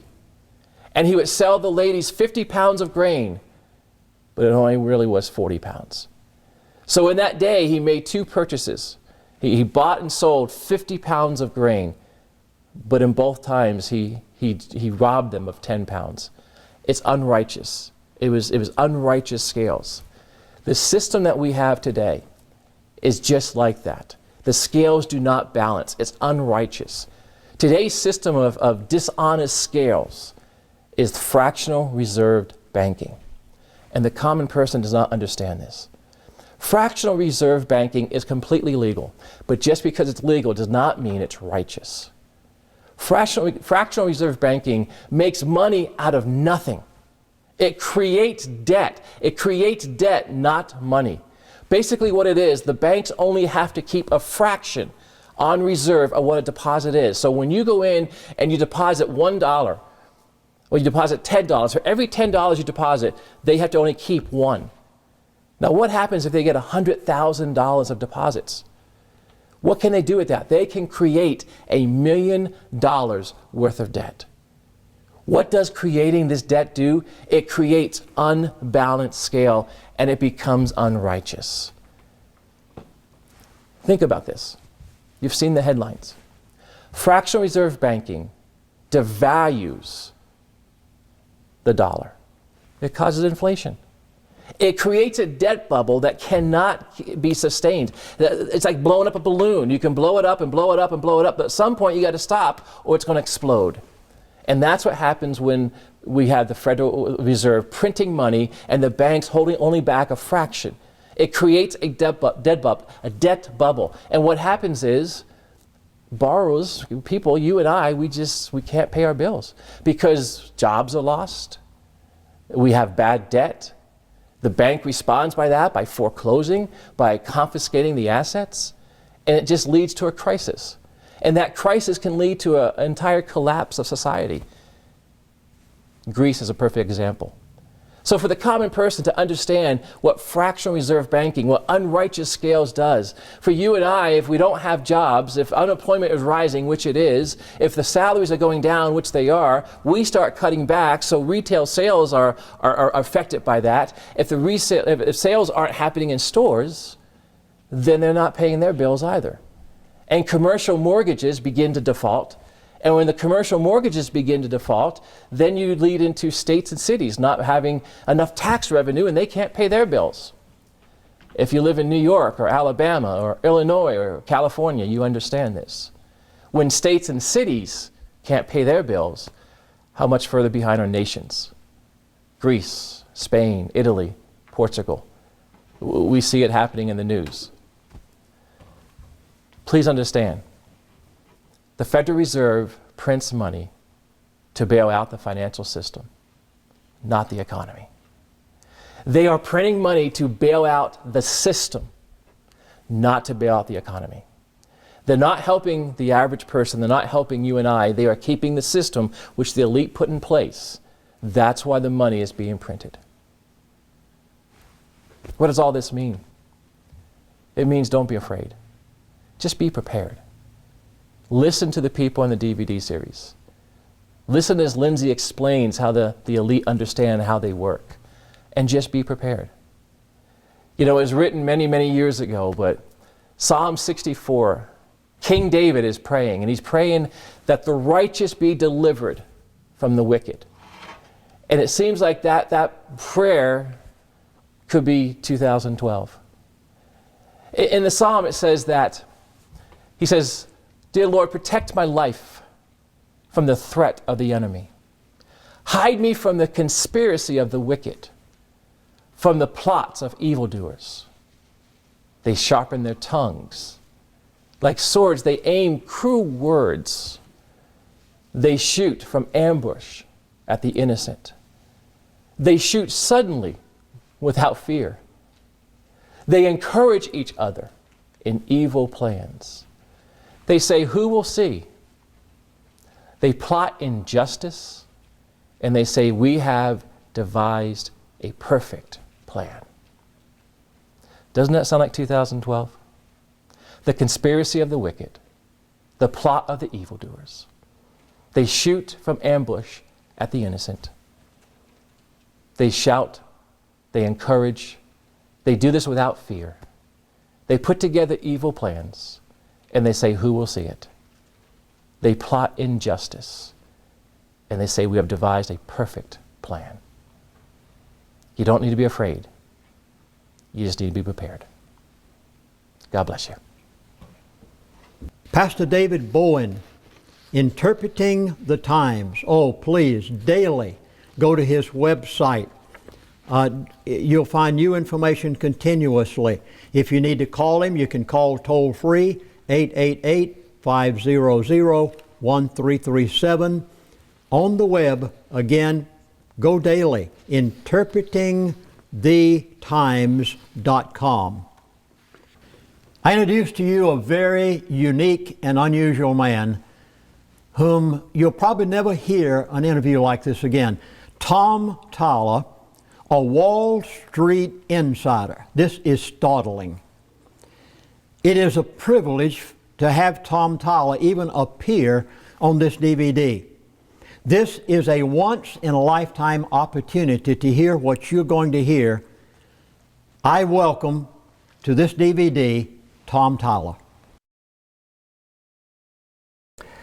Well, of course, my heart is that everyday Americans have an opportunity to invest their hard-earned money and to be able to succeed in building the types of lives that they desire for their families.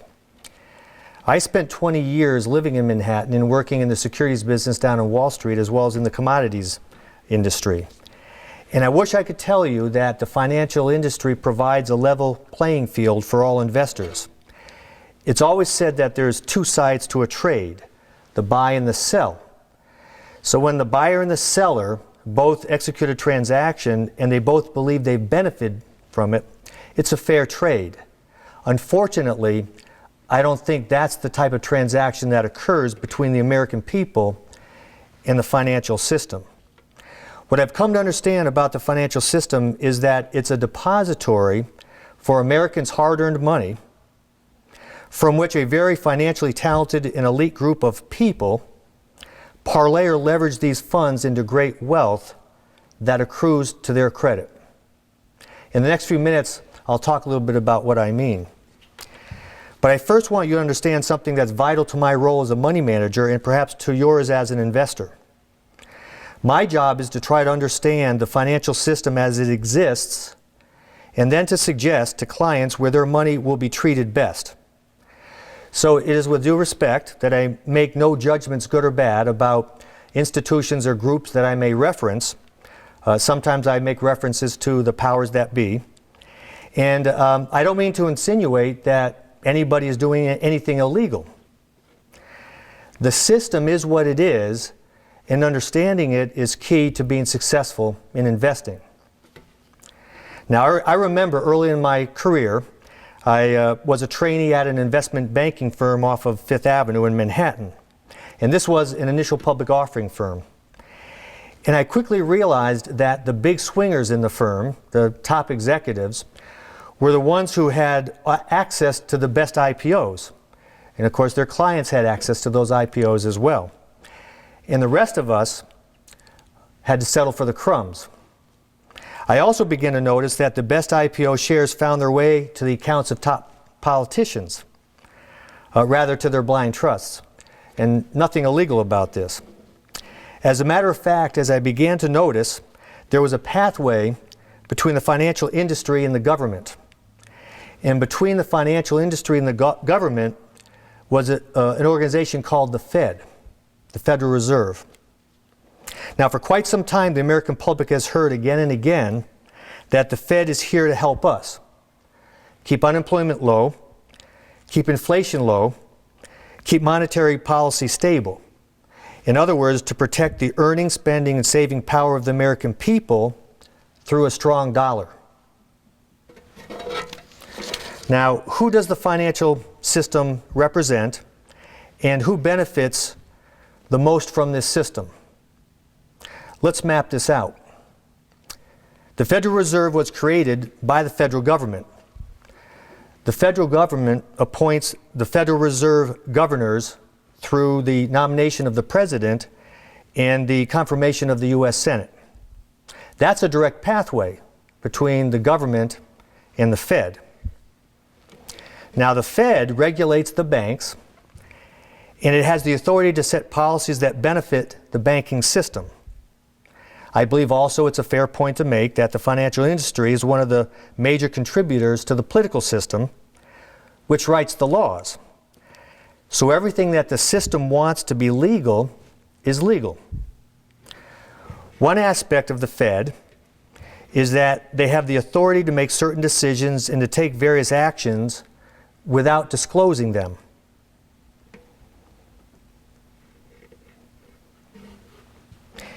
It is fair to say that thus a rather elite group of individuals have an interesting influence on actions in the global financial system that we know nothing about. These are just the rules, and this is just how the system works. I began to understand this relationship one day years ago as a young stockbroker sitting at my desk in what was at that time called the bullpen. In those days, that was a large room with dozens of stockbrokers seeming to always be frantically speaking on the phone to our clients, peering into what was called a quotron in those days, which today it's just simply a computer that provides you with stock quotes. And on this one day, a paper was placed on my desk. And with the hindsight of what has happened through the many years since then, I've always remembered this piece of paper. It was a product that involved the packaging of mortgages together. They were claimed to be AAA rated, and they were destined to be sold throughout the entire world. And there was never a lack of these products that we were encouraged to sell to our clients. Many of these products have been created since then. Now, what these products were was that everyday Americans took hard-earned money and they put it down for a mortgage. And the system took these funds and they issued debt or a mortgage obligation. And of course, the mortgage was many times the value of this hard-earned down payment. As a matter of fact, more and more of these mortgages were needed to feed into the financial system. So the government made it more than possible for more people to qualify for these mortgages. As a matter of fact, they prescribed it by law. The Fed got involved by making a very accommodative interest rate policy, which kept the cost of these mortgages very low for people to afford. Now, while the banks were enthusiastic about underwriting this flush of additional mortgages coming into the system, they knew that the weight and the increased risk of these assets would be too much to hold on their books. So they had to be offloaded. The ball was then handed to Wall Street. And of course, it's an illusion that Wall Street only resides in lower Manhattan. The financial system spans the entire globe to all corners of the earth.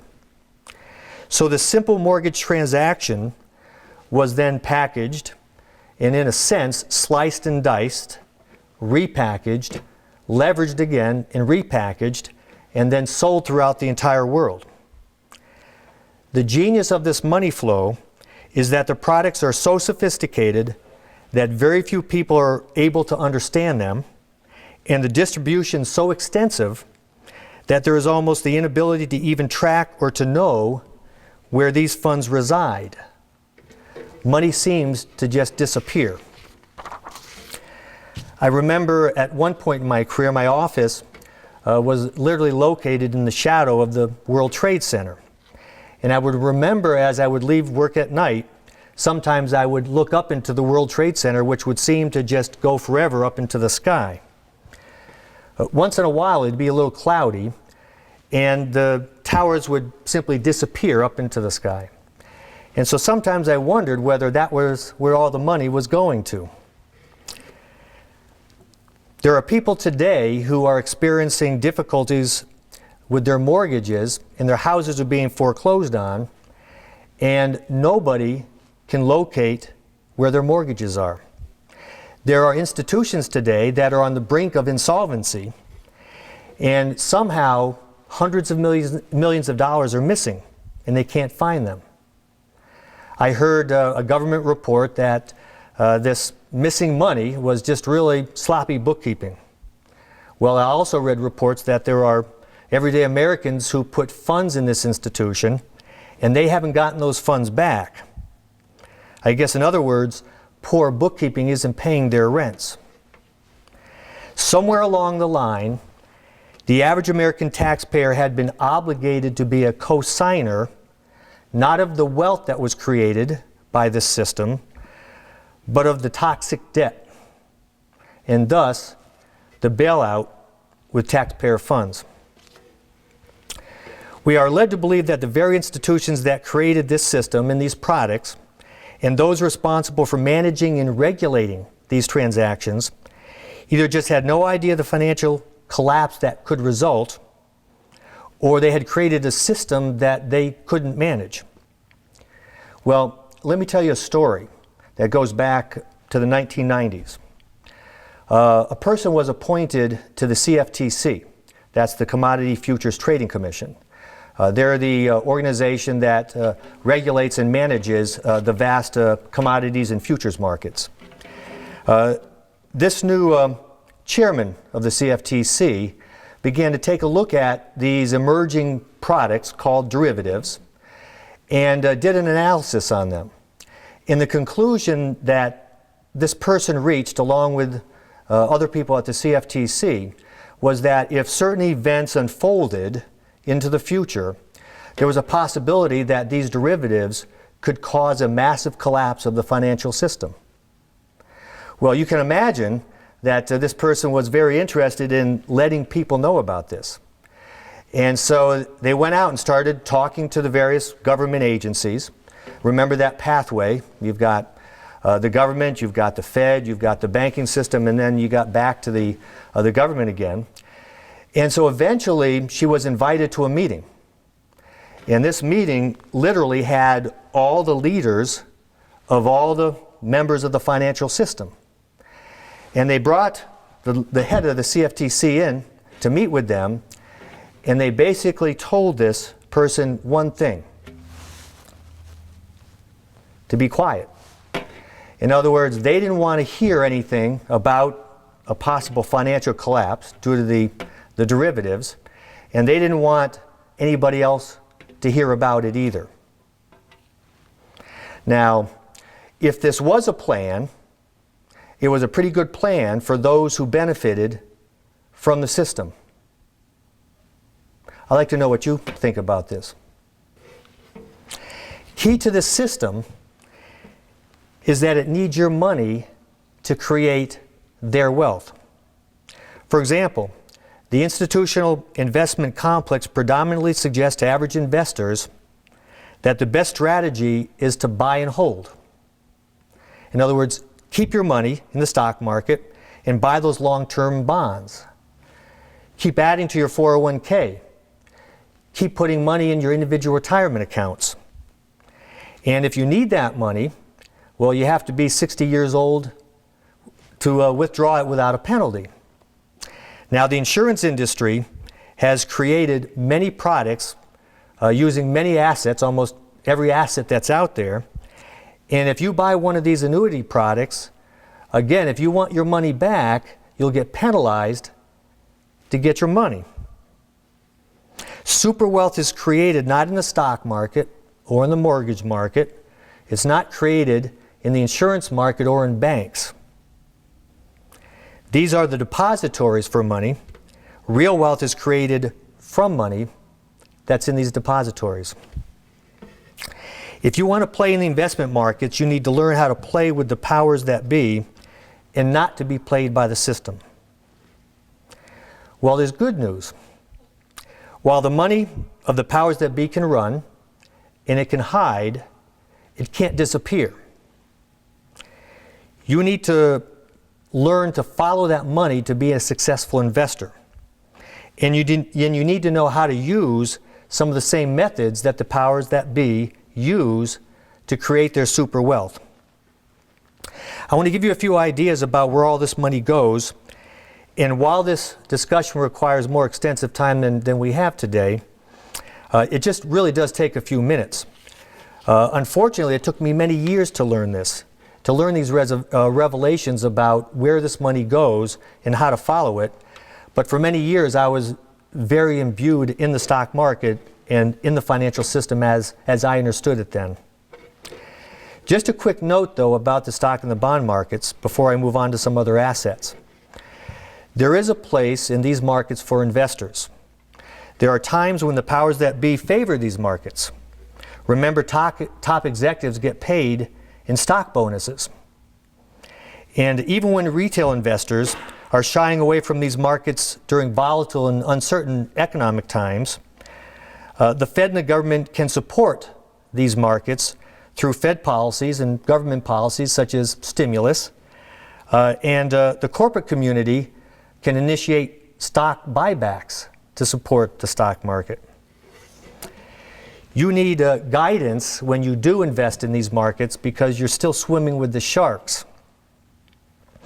Many investors have related to me that as their stock portfolios have declined 30 or 40%, their advisors keep them in the market. What I'm going to be discussing in a few minutes are some assets that can serve as a balance to stock and bond investments. In other words, these are assets which perform differently historically from stocks and bonds and thus may provide you with some balance to some of the other assets that you own. Now, there's a basic difference between securitized ownership of an asset and what I'm about to discuss. What we've been basically discussing thus far are stock certificates, stock or bond certificates. this is a stock certificate, and don't be concerned that it's actually Enron Corporation stock. And you're going to see that there's going to be a dramatic change in the texture of the assets that we're about to discuss. Excuse me for just a second.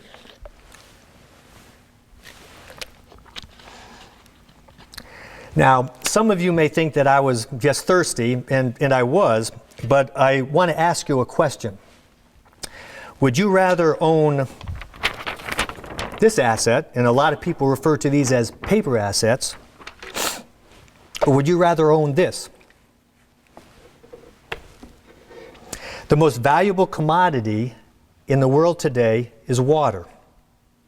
It is estimated by 2050 that over 2 billion people in this world will lack sufficient water. The powers that be are securing as much possible water as quickly as possible. Nothing grows without it, and water provides actually a majority of the composition of the human body. I'm privileged to do some work in the Middle East, and one of my associates told me there about a wealthy government that initiated a program of growing grain in the desert. And you can actually grow grain in the desert. Once I was flying over the desert, which of course seems to extend forever, and I was peering out the plane window, and out of nowhere there was a grain field right there. And you don't know where nowhere is until you fly over one of these deserts. But the program by 2008 encountered a devastating problem. And I think you can imagine what it is. There just wasn't enough water in the desert. So this government initiated a program of investing in other countries to grow their food. And they invested in this. I don't know if you can see this. This is what some people may call dirt. It happens to be grade A North Carolina farmland soil. There is a global rush right now to buy farmland. And super wealth is getting there first. Governments in their sovereign funds are buying and leasing hundreds of millions of acres of productive farmland all over the world. There can be a farmland rush in America as well. This requires, though, a shift from the big agribusiness model back to the traditional American system of small farming and local food production. There's an opportunity for people of America and their hard-earned capital to join with farmers to help relieve them from the shackles of the banking system and high loan rates. All across the country, Americans are demonstrating their desire to partner with farmers through co-ops, farmers markets, and an increasing desire for specialized organically farmed foods. There's a place for investments in this movement. Now, one thing that really makes this useless is if you don't have any seeds. Smart investors have figured out that no food grows without seeds. The seed industry is fragmented, which creates opportunities for these with vision and persistence. I believe that there are seed products in markets that have yet to be developed that will serve healthy consumer preference rather than big agribusiness convenience and profit. I want to ask you another question. Again, pulling out my stock certificate. Would you rather own this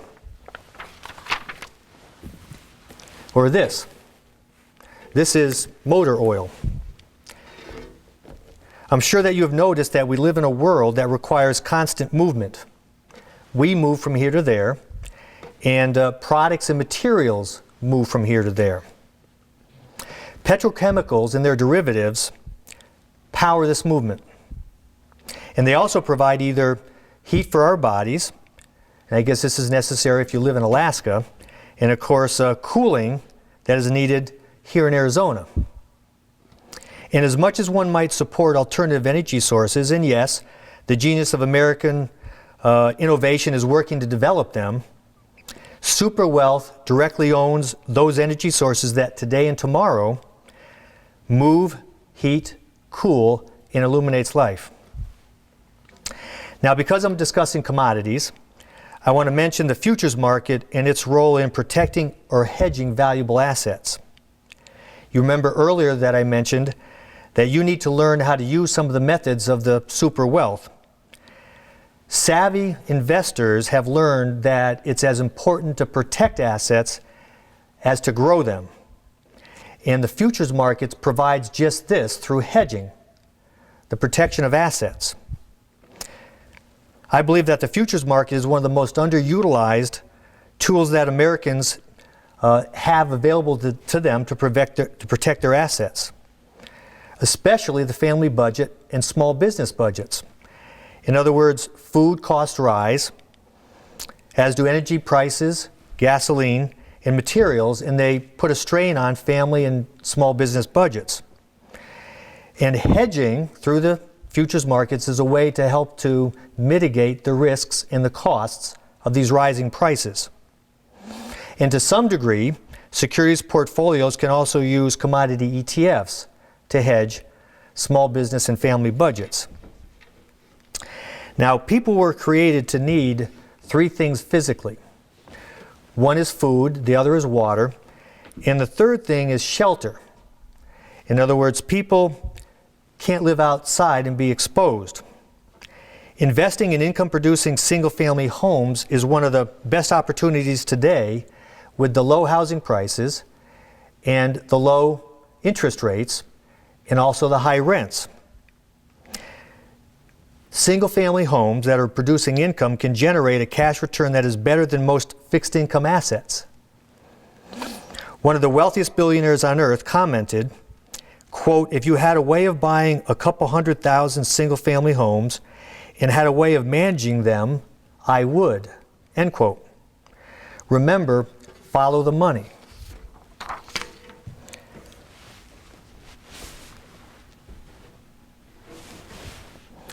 I don't know if you can see this right here, but this is a gold coin, because everything that glitters is gold. My partner and I began recommending to clients early last decade to consider investing in gold. And at that time, gold had just risen from a little bit below $300 a share and up to a little bit over $400 a share. And we were wondering whether we were too late. Well, of course, that's certainly not been the case. Many investors today are finding that gold ETFs are one way in the securities portfolios to have a representation of gold ownership and, of course, the appreciation that gold has provided to investors over this past decade and many years before that. Unfortunately, though, gold ETFs don't really give you the physical representation and ownership of gold that is also, I believe, of value. So many people are buying the physical gold and holding it themselves. There is also an option to buy physical gold and deposit it with a company that will store it and enable you to manage it through an investment account. While gold has appreciated over the past number of years, there still can be a value in a gold investment strategy that involves buying it, adding to it, and also hedging it. One of the rules of the super wealthy is never to fall in love with an asset. And assets are simply instruments to make money with over periods of time. So you should enjoy the appreciation of gold, but never leave your money unprotected and vulnerable to forces that you don't control. Well, I want to thank you for listening to my thoughts. All the assets that we've discussed here can be invested in. But I want you to understand that not all of these assets are appropriate for all investors. And you need to carefully consider the risk considerations of investing in any asset and understand that there's always a risk of loss of funds. Consult with competent financial professionals before making any investment decisions. I hope that I've given you some ideas on how to protect, grow, and diversify your hard-earned assets, and how to hopefully build the type of lives with your funds that you and your families desire. Thank you. Please give Tom Fowler a call. He's the president of Commodities and Securities, Inc. and his phone number is 646-391-3549. His website is on the screen. I highly recommend you give him a call as a man with much experience as the insider on Wall Street. Healthcare is your responsibility.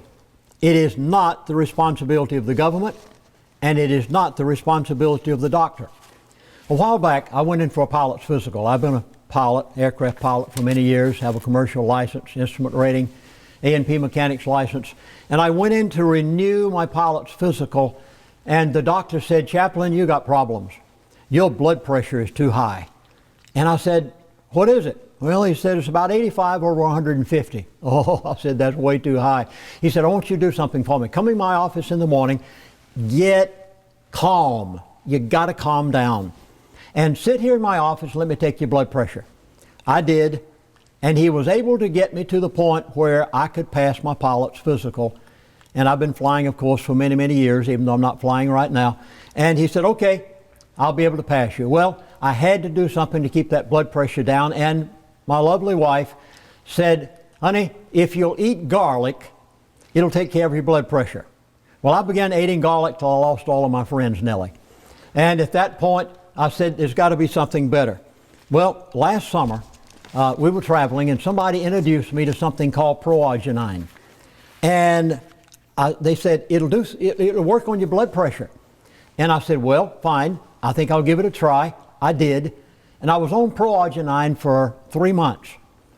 One day I thought, well, I think I'll take my blood pressure. I bought a professional blood pressure machine. Not one of these kinds like you buy at the drugstore, but it cost me about $200, and it does it precisely, just like the doctor can do it. And I thought, well, I've been on proarginine now for about 3 months. I think I'll try my blood pressure, and let's see what it is. And sure enough, I went on the machine, and I tried to see what my blood pressure was. I couldn't believe what I was seeing. My blood pressure was down to about, if I remember correctly, about 75, 76, and my high blood pressure was down to about 112 or 14. It was amazing what it had done for me. It literally brought my blood pressure down to the point that I am amazed. I'm 76 years of age, and I'm out there jogging. I mean, I don't give out of breath. I'm not short of breath. And the other day, my son, Daniel, 18 years of age, he and I were jogging together. And he said, "Daddy, this has got to be on Funniest Home Videos." I said, "What are you talking about?" He said, 76-year-old dad jogging with his 18-year-old son. I couldn't have done that a year ago. I couldn't have done it 2 years ago. Folks, there's coming something in America. You must prepare for your health. It is so important that you do what you've got to do right now. I have a friend. He lives close to where I live. Not too long ago, he began to have some chest discomforts while he was on the job working. He has a strenuous job, and he was taken to the emergency room. He stayed in the hospital for 1.5 days, and they handed him a bill for $25,000. Do you realize why you've got to start taking care of your health? I have another friend he's the manager of my fulfillment center. He was playing racquetball here just a few months ago, and he passed out. He woke up in the ambulance on the way to the hospital. He didn't have any choice. They took him there automatically. He stayed 3 days, and they handed him a bill for $45,000. Health products that will take care of your needs must be in your preparedness supplies. And there are 2 of them. There are 2 of them. I beg of you to get them. There are 2 preparations that you need you need to start taking it right now. Number 1 is something that will take care of your cardiovascular system, and you'll see it in just a moment. Number 2, you must do something with the immune system. Remember, God gave you an immune system, and if that immune system is strong enough, it can overcome every known disease, I care not what it is, and there is a way you can do it. Number 1, you need proarginine for your cardiovascular system. you don't have to be short of breath. There is no reason to ever have a problem with your heart. And you need laminine to boost the immune system. It is God's given way of doing it quickly. My wife, she's from Poland. She came to America. We had to get her green card and her citizenship. In the course of getting her green card, the doctor said, now, we'll have to give her an MMR and a DPT shot. I said, no way. You're not going to do it. I said, you're not going to compromise her immune system at the age she is. And he said, well, Chaplain, we have no choice. You can't get the green card for your wife whereby you can get your citizenship unless we give it to her. I said, no, I'll send her back to Poland first. I will not give her MMR and DPT. I know the dangers of them, and you find it for yourself. He finally said one day, he said, okay, you refuse. I said, yes, I refuse. He said, all right, you'll have to pay for it. It's expensive. But there is a test that we can make that will show whether she had the MMR and the DPT when she was a child or not. And he said, if you'll be willing to pay for this test, we can let her buy this part and we'll give her a green card. I said, wait a minute, doctor. Are you telling me that my wife, who's in her 40s, and you can tell me that 30-something years ago, 35 years ago, she took an MMR and a DPT shot and it's still in her bloodstream? He said, Chaplain, it's still there. He said, I can prove it with this test. He gave her the test. She had taken the MMR. She had the DPT when she was a child. It compromised her immune system. We didn't have to compromise her immune system again. Please, I beg of you, watch these DVDs you're about to see. Start now doing something about your physical so that you can have these products in, and I recommend them. I am personally saying I recommend 2 items that you need in your emergency preparedness in light of what is taking place in the world today. And I trust you find it a method of being some of the greatest blessings to you physically you could ever imagine.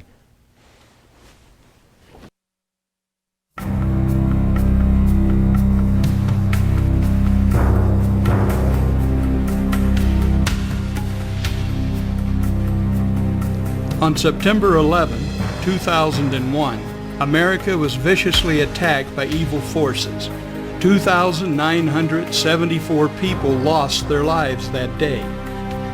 Placing 9/11 on the calendar is another date that will live forever in infamy. Americans were shocked, devastated, and outraged by the deaths of those innocent individuals. Yet on that same day, approximately 2,500 additional Americans died of cardiovascular disease. The next day, another 2,500 people died. And again on Thursday and Friday and Saturday and the entire following week. In fact, a total of 75,000 Americans died during the month of September from cardiovascular disease. More than 25 times as many people died of cardiovascular disease that September than were killed by terrorists. Cardiovascular disease is the #1 cause of death in America. In 2001, over 900,000 people died from this silent killer.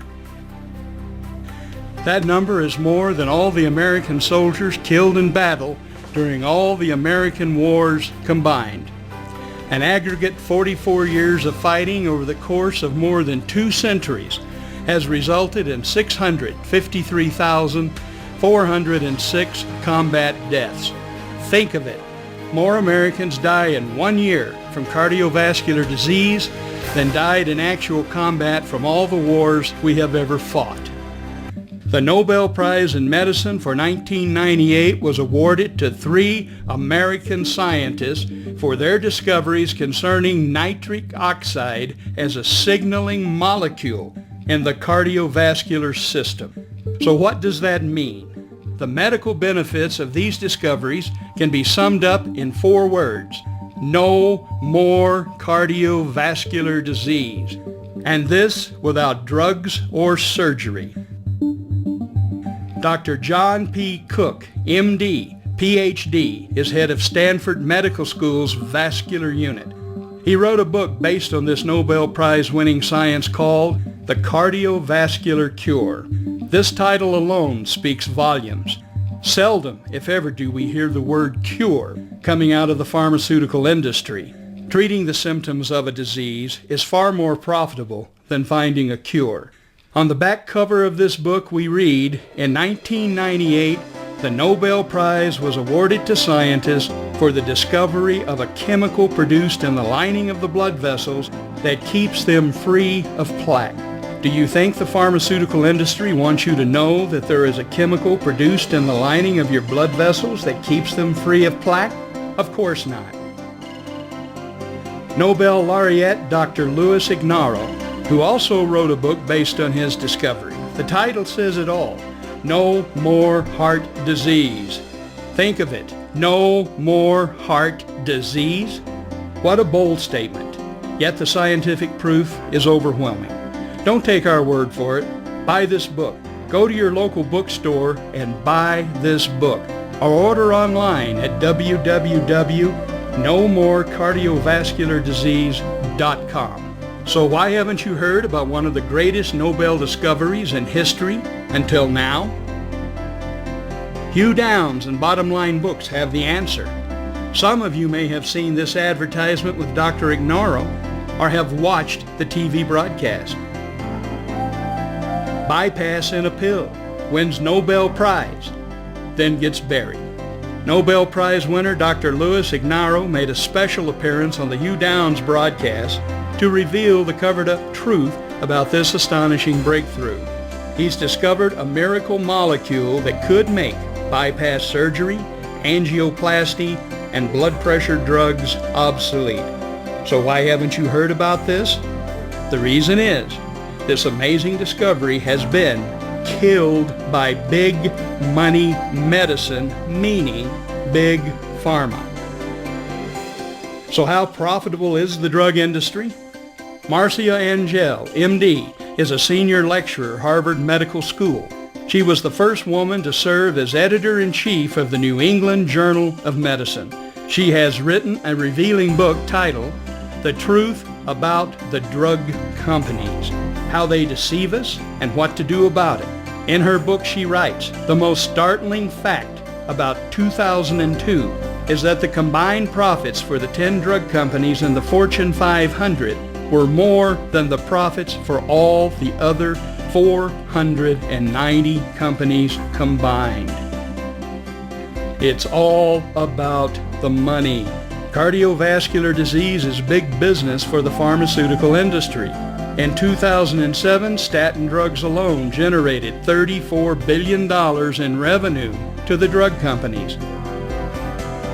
And according to the Journal of the American Medical Association, adverse drug reactions in the United States caused 1.5 million hospitalizations and 100,000 deaths, making it the fourth leading cause of death in the country.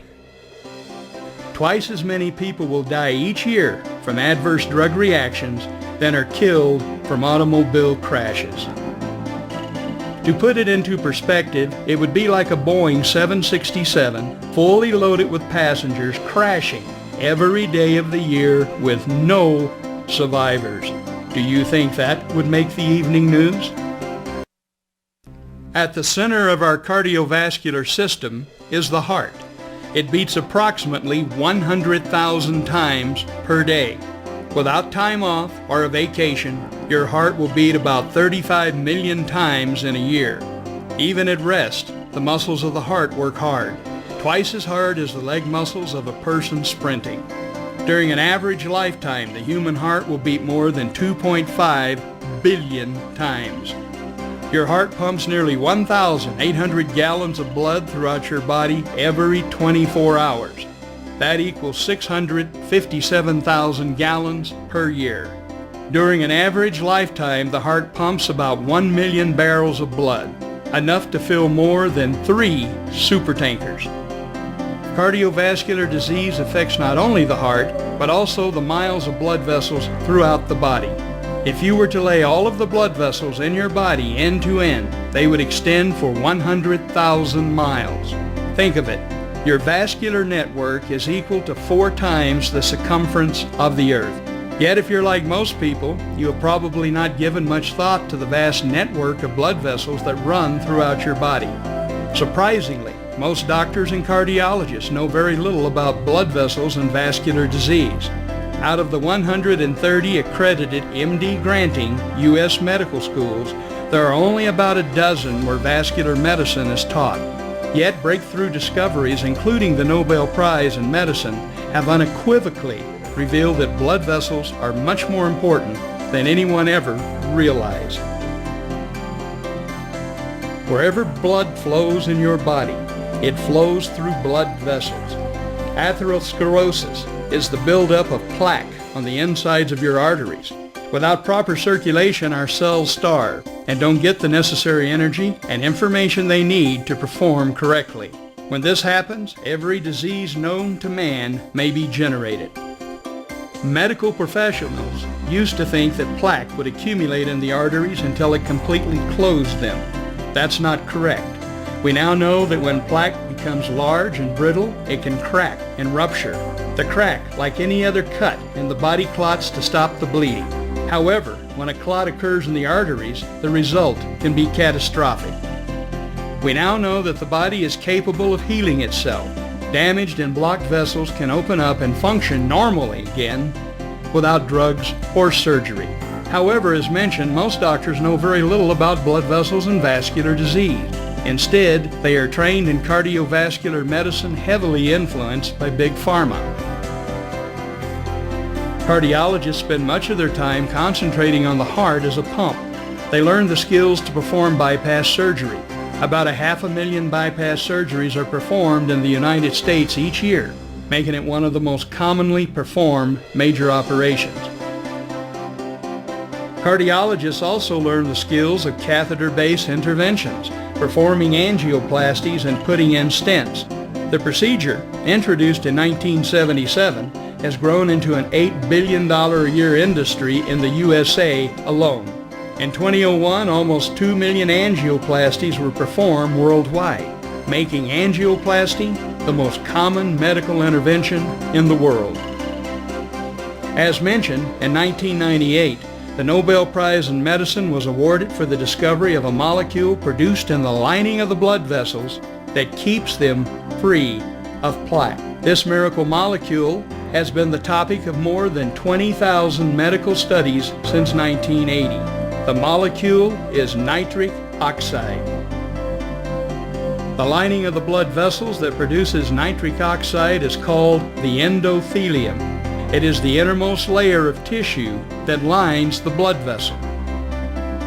The endothelium is only 1 cell layer thick. It is so razor thin that it cannot be seen by the human eye. Yet it has the surface area of 8 tennis courts. When you consider that the endothelium lines all 100,000 miles of our blood vessels. Amazingly, if all the endothelial cells in the body were lumped together, they would weigh as much as the liver.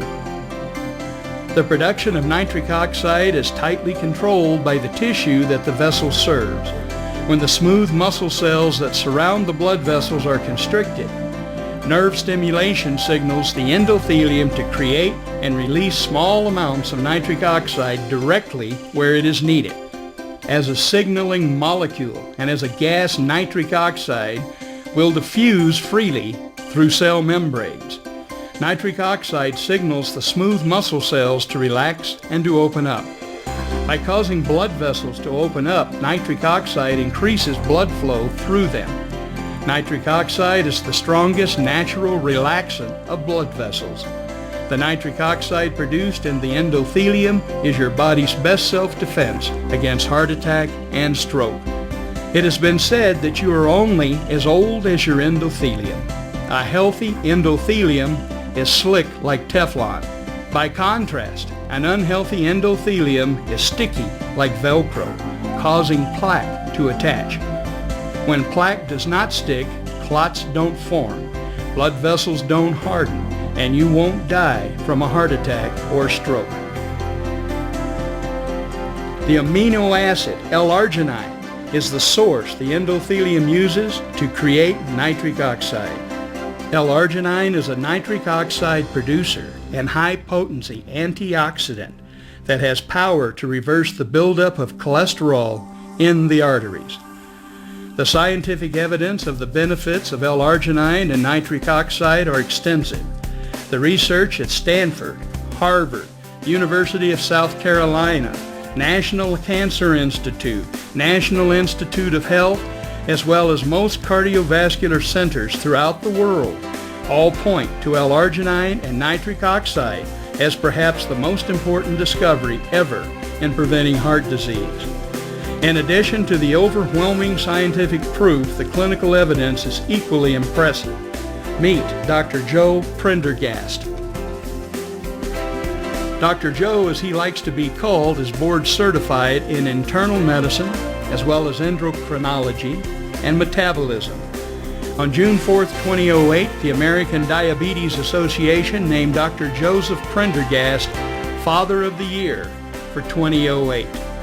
At the awards dinner honoring him, Dr. Joe's wife tells the following story. 2 years ago, a letter was sent out by the hospital stating that Dr. Prendergast was no longer on the staff because he was dead. This letter proved to be an embarrassment to the hospital, as Dr. Joe was alive and well. The hospital wrongfully assumed that Dr. Joe had died because he had not admitted a single patient to the hospital in 16 years. In 1991, Dr. Joe introduced L-arginine into his medical practice. As an endocrinologist, 80% of his patients have diabetes. According to the American Diabetes Association, 2 out of 3 people with diabetes will die from heart disease and/or stroke. Prior to 1991 and the introduction of L-arginine to his practice, Dr. Joe wrote that 30% of his diabetic patients ended up seeing a cardiologist for bypass procedures. Now, 18 years and 5,000 patients later, Dr. Joe has not lost one patient to a heart attack or stroke, nor has he admitted anyone to a hospital. In addition, prior to 1991, Dr. Joe's practice kept 3 cardiologists in business with his referrals. After Dr. Joe introduced L-arginine to his patients, the referrals all ended. All 3 cardiologists went out of business and had to move to new areas to practice cardiology. In his book, Dr. Joe writes, "One of my friends and colleagues is a well-respected cardiologist. I used to refer a lot of patients to him. Recently he said to me, 'Did I do something to offend you? I've noticed that you no longer send patients to me.' I said, 'It's not you. I am not sending my patients to anyone. They don't need cardiologists because we are reversing their heart disease.' Finally, not too many of us enjoy growing old. L-arginine is the basic element that represents the best single product to take for anti-aging treatment. L-arginine is the source to nitric oxide, and nitric oxide is 1,000 times more powerful than any other natural antioxidant in the body. Antioxidants neutralize free radicals. So what do free radicals do? You just witnessed it. Your health is your responsibility. I highly recommend that you take care of both the cardiovascular system and the immune system in light of our healthcare system problems of today. Give a call, if you will, to 541-308-0055. The websites for these items are on the screen. People will be more than happy to help advise you as to what you can do. Rodney Balance. This is his 3rd appearance, and it is a privilege to have him here. An individual goes to Congress as a middle-class American, and he comes out after a few terms a multi-millionaire. I've always wondered why. It's called insider trading, and I had to have someone to do it. It's so important that you understand it. The elite know how to control congressmen. And they're doing it with something you're just about to hear about. The health care bill, the Patriot Act. They had a way of telling Congress when you don't have any choice, you have to vote. President John F. Kennedy, he could not be bribed because he was already super wealthy and he was a part of one of the elite families of the world. In fact, John F. Kennedy gave back his salary every month while he was President of the United States of America. He never took it. They couldn't control him. What did they do to him? Vote everybody out that's been there over 2 terms. I don't care who they are. They've already been brought under control of the elite. And it is a privilege to have Rodney Balance here to talk about a subject, insider trading. Rodney, welcome. Pastor Williams, I want to thank you for the opportunity to once again be a part of your DVD program. It's always a blessing to be able to present competent, reliable financial information to the people who turn to you for guidance and information as it relates to the future of our economic and financial status as a nation and as a world. You asked me to put together a program, a presentation today about insider trading, and I'm very grateful to be able to present that to the public as we are going to disprove some myths, maybe some misconceptions about insider trading, and one is going to be the law itself. You see, in the 1934 Securities and Exchange Commission Act, Section 10B refers to what we know as insider trading. However, what we may not realize is there's no specific statute that deals with insider trading. It actually defers to a statute relating to fraudulent and deceptive activity. So when we think about insider trading, many people they've seen the movies, maybe Wall Street and other presentations that talk about using inside knowledge for the benefit of yourself that may be counterproductive for others. The actual regulation, as I'd like to read real quickly, as I said, it doesn't say insider trading. It actually says, it is Section 10B of the 1934 Securities and Exchange Act declares it unlawful to use or employ in connection with the purchase or sale of any security, any manipulative or deceptive device or contrivance in contravention of such rules and regulations as the Commission may prescribe as necessary or appropriate in the public interest or for the protection of investors. In other words, if you can manipulate or somehow come up with a way to cause the price of a stock or other investment vehicle to rise or fall to your benefit, possibly at the detriment of others, you've created a fraudulent activity to manipulate that stock. Therefore, it's in violation of Section 10B of the Securities and Exchange Act of 1934. In February of 2012, the IRS, the Securities and Exchange Commission, announced that they were getting very aggressive.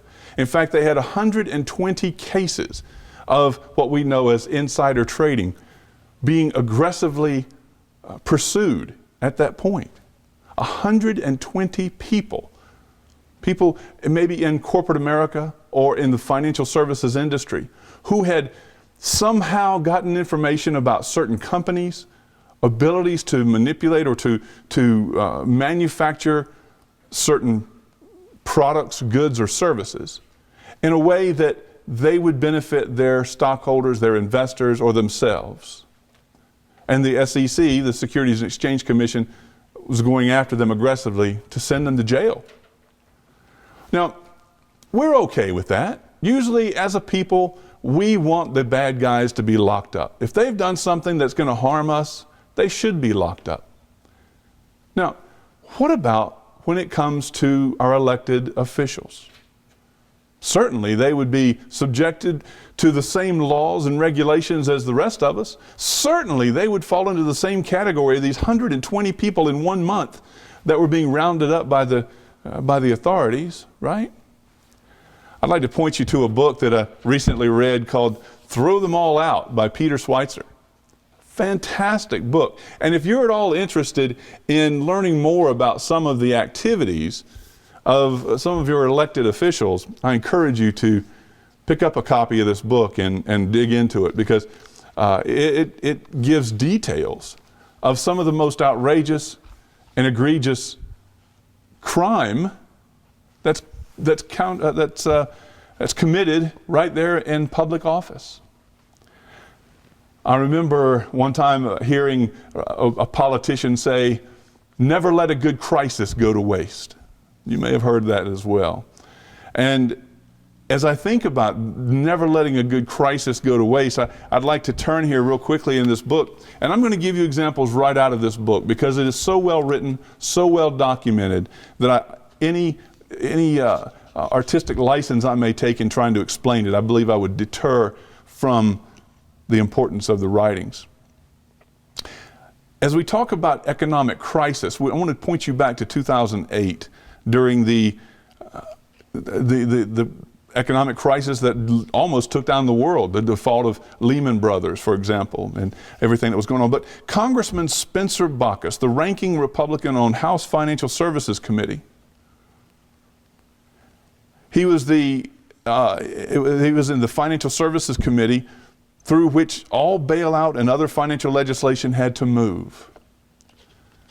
Congressman Baucus had inside information about certain banks, certain financial institutions, their well-being, and their potential of default. Congressman Baucus started what we call shorting the market. He saw the collapse coming. And there's two ways to make money on Wall Street. You can buy stocks or other tools, and you can make money as they rise in value, but you can also bet on them failing. When a congressman has inside information that the entire economic world as we know it is about to slide off a cliff, and he starts shorting that market, in other words, betting that it's going to fail, knowing that it's going to, he manipulated his market. He manipulated it to the point that he created wealth for himself in direct violation of 10B of the 1934 Securities and Exchange Act. Exactly what these 120 people in February of 2012 were being pursued and aggressively prosecuted for. But his position in Congress prevented any prosecution. Never let a good crisis go to waste, especially if it'll make you money. Right, Congressman Baucus? Now, another hot button item over the last several years has been Obamacare, as it's referred to, or the Health Care Act, however you want to refer to it.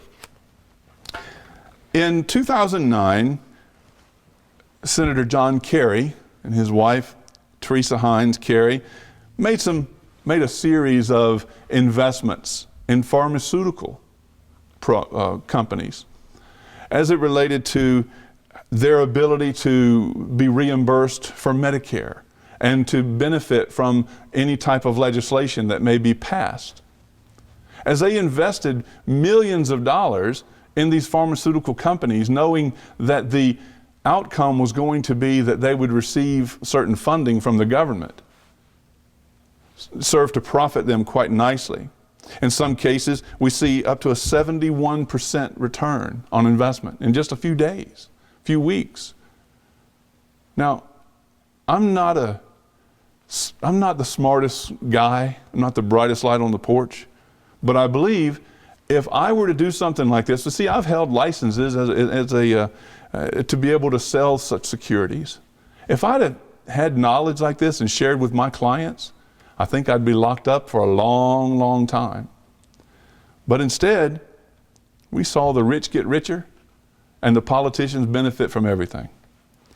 As we're talking about benefit, you know, one challenge that we've had over the years has been, what if we're faced as a nation with some type of a biochemical attack? What if, worst case scenarios all over the place?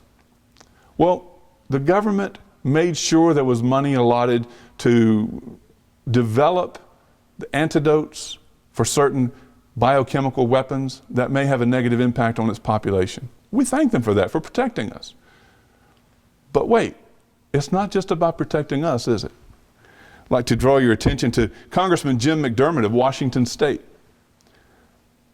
As Project BioShield was working its way through the House, McDermott, a member of the powerful Ways and Means Committee and a medical doctor by training, took more than 10% of his entire investment portfolio at Wells Fargo and bought shares in small Canadian company ID Biomedical on June 7th, 2004, just weeks before he voted for the bill to allocate funds for this project. Folks,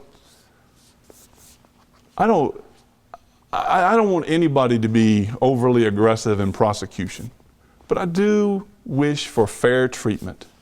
If you're like me, I would encourage you to pick up this book, read it. Call the congressmen, the senators who are profiting off of our losses, off of our challenges, off of the very crises that threaten our way of life. They're less concerned about the overall well-being of our nation and its people than they are the padding of their pocketbooks. It's time, as the book says, to throw them all out. How great would it be to have some Mr. Smiths going to Washington, protecting the country, serving the people, instead of serving their own self-interests. There are many, many more examples in this book, and many more examples that aren't even in this book. Daily, across the country, you see local politicians in county and state governments, municipal governments. They know where roads are going to be cut through, and they buy up property near the roads ahead of anybody else's understanding of what's going on, so that they can profit down the road with sale of that property. There's examples of this type of activity going on in your town. It's time we get active, involved in the political machine. It's time we take our nation back as best we can. It's time to throw them all out and start over. But who wants to run for office these days, right? Drag your name through the mud, be attacked. I don't know. Maybe Chaplain Williams has got something there with this elite group who will smear into the name of good people just to make sure that their chosen ones get in the position of power. But as we're facing election years, every year there's some election going on, I would just ask that you dig deeply into the background of each of these people. Dig deeply into the heart, the mind, and the intent of why they want to run for office. And really elect the servants. Elect the people who truly want to serve their constituents more than their wallet. Chaplain, I want to thank you again for the opportunity to be on your third DVD together. It's always a blessing and an honor to be able to reach out to the public, share some thoughts, share some ideas, and some facts, and hopefully spur a message that will cause them to take action that will benefit you, me, and our entire nation. Again, thank you all for watching this DVD. God bless you, and please let us know if we can help you. Remember, our organization is Financial Leadership Academy. And we're developed this system to make sure that we teach people about financial literacy. If you want to know how money works, give us a call. Check us out, financialleadershipacademy.com. And I look forward to talking to you, or maybe even seeing you at a live event somewhere soon. God bless you, and thank you again for joining us. I highly recommend that you contact Rodney Balance. And for more information, you can contact him on his website, which is on the screen at this time, and also his phone number, 888-779-8972, which is toll-free. Highly recommend that you ask him for information as you need it. Mark Johnson. What a joy it is to have him here. I have wondered for years, what are derivatives? Derivatives prelude to disaster. I've looked for a definition for the longest. You're going to hear one of the most unusual presentations you ever heard. We welcome Mark Johnson to this DVD. Derivatives, a $700 trillion notational market value in the world today. almost 50 times the GDP of the United States. And the GDP is the gross domestic products that's produced annually for all goods and services.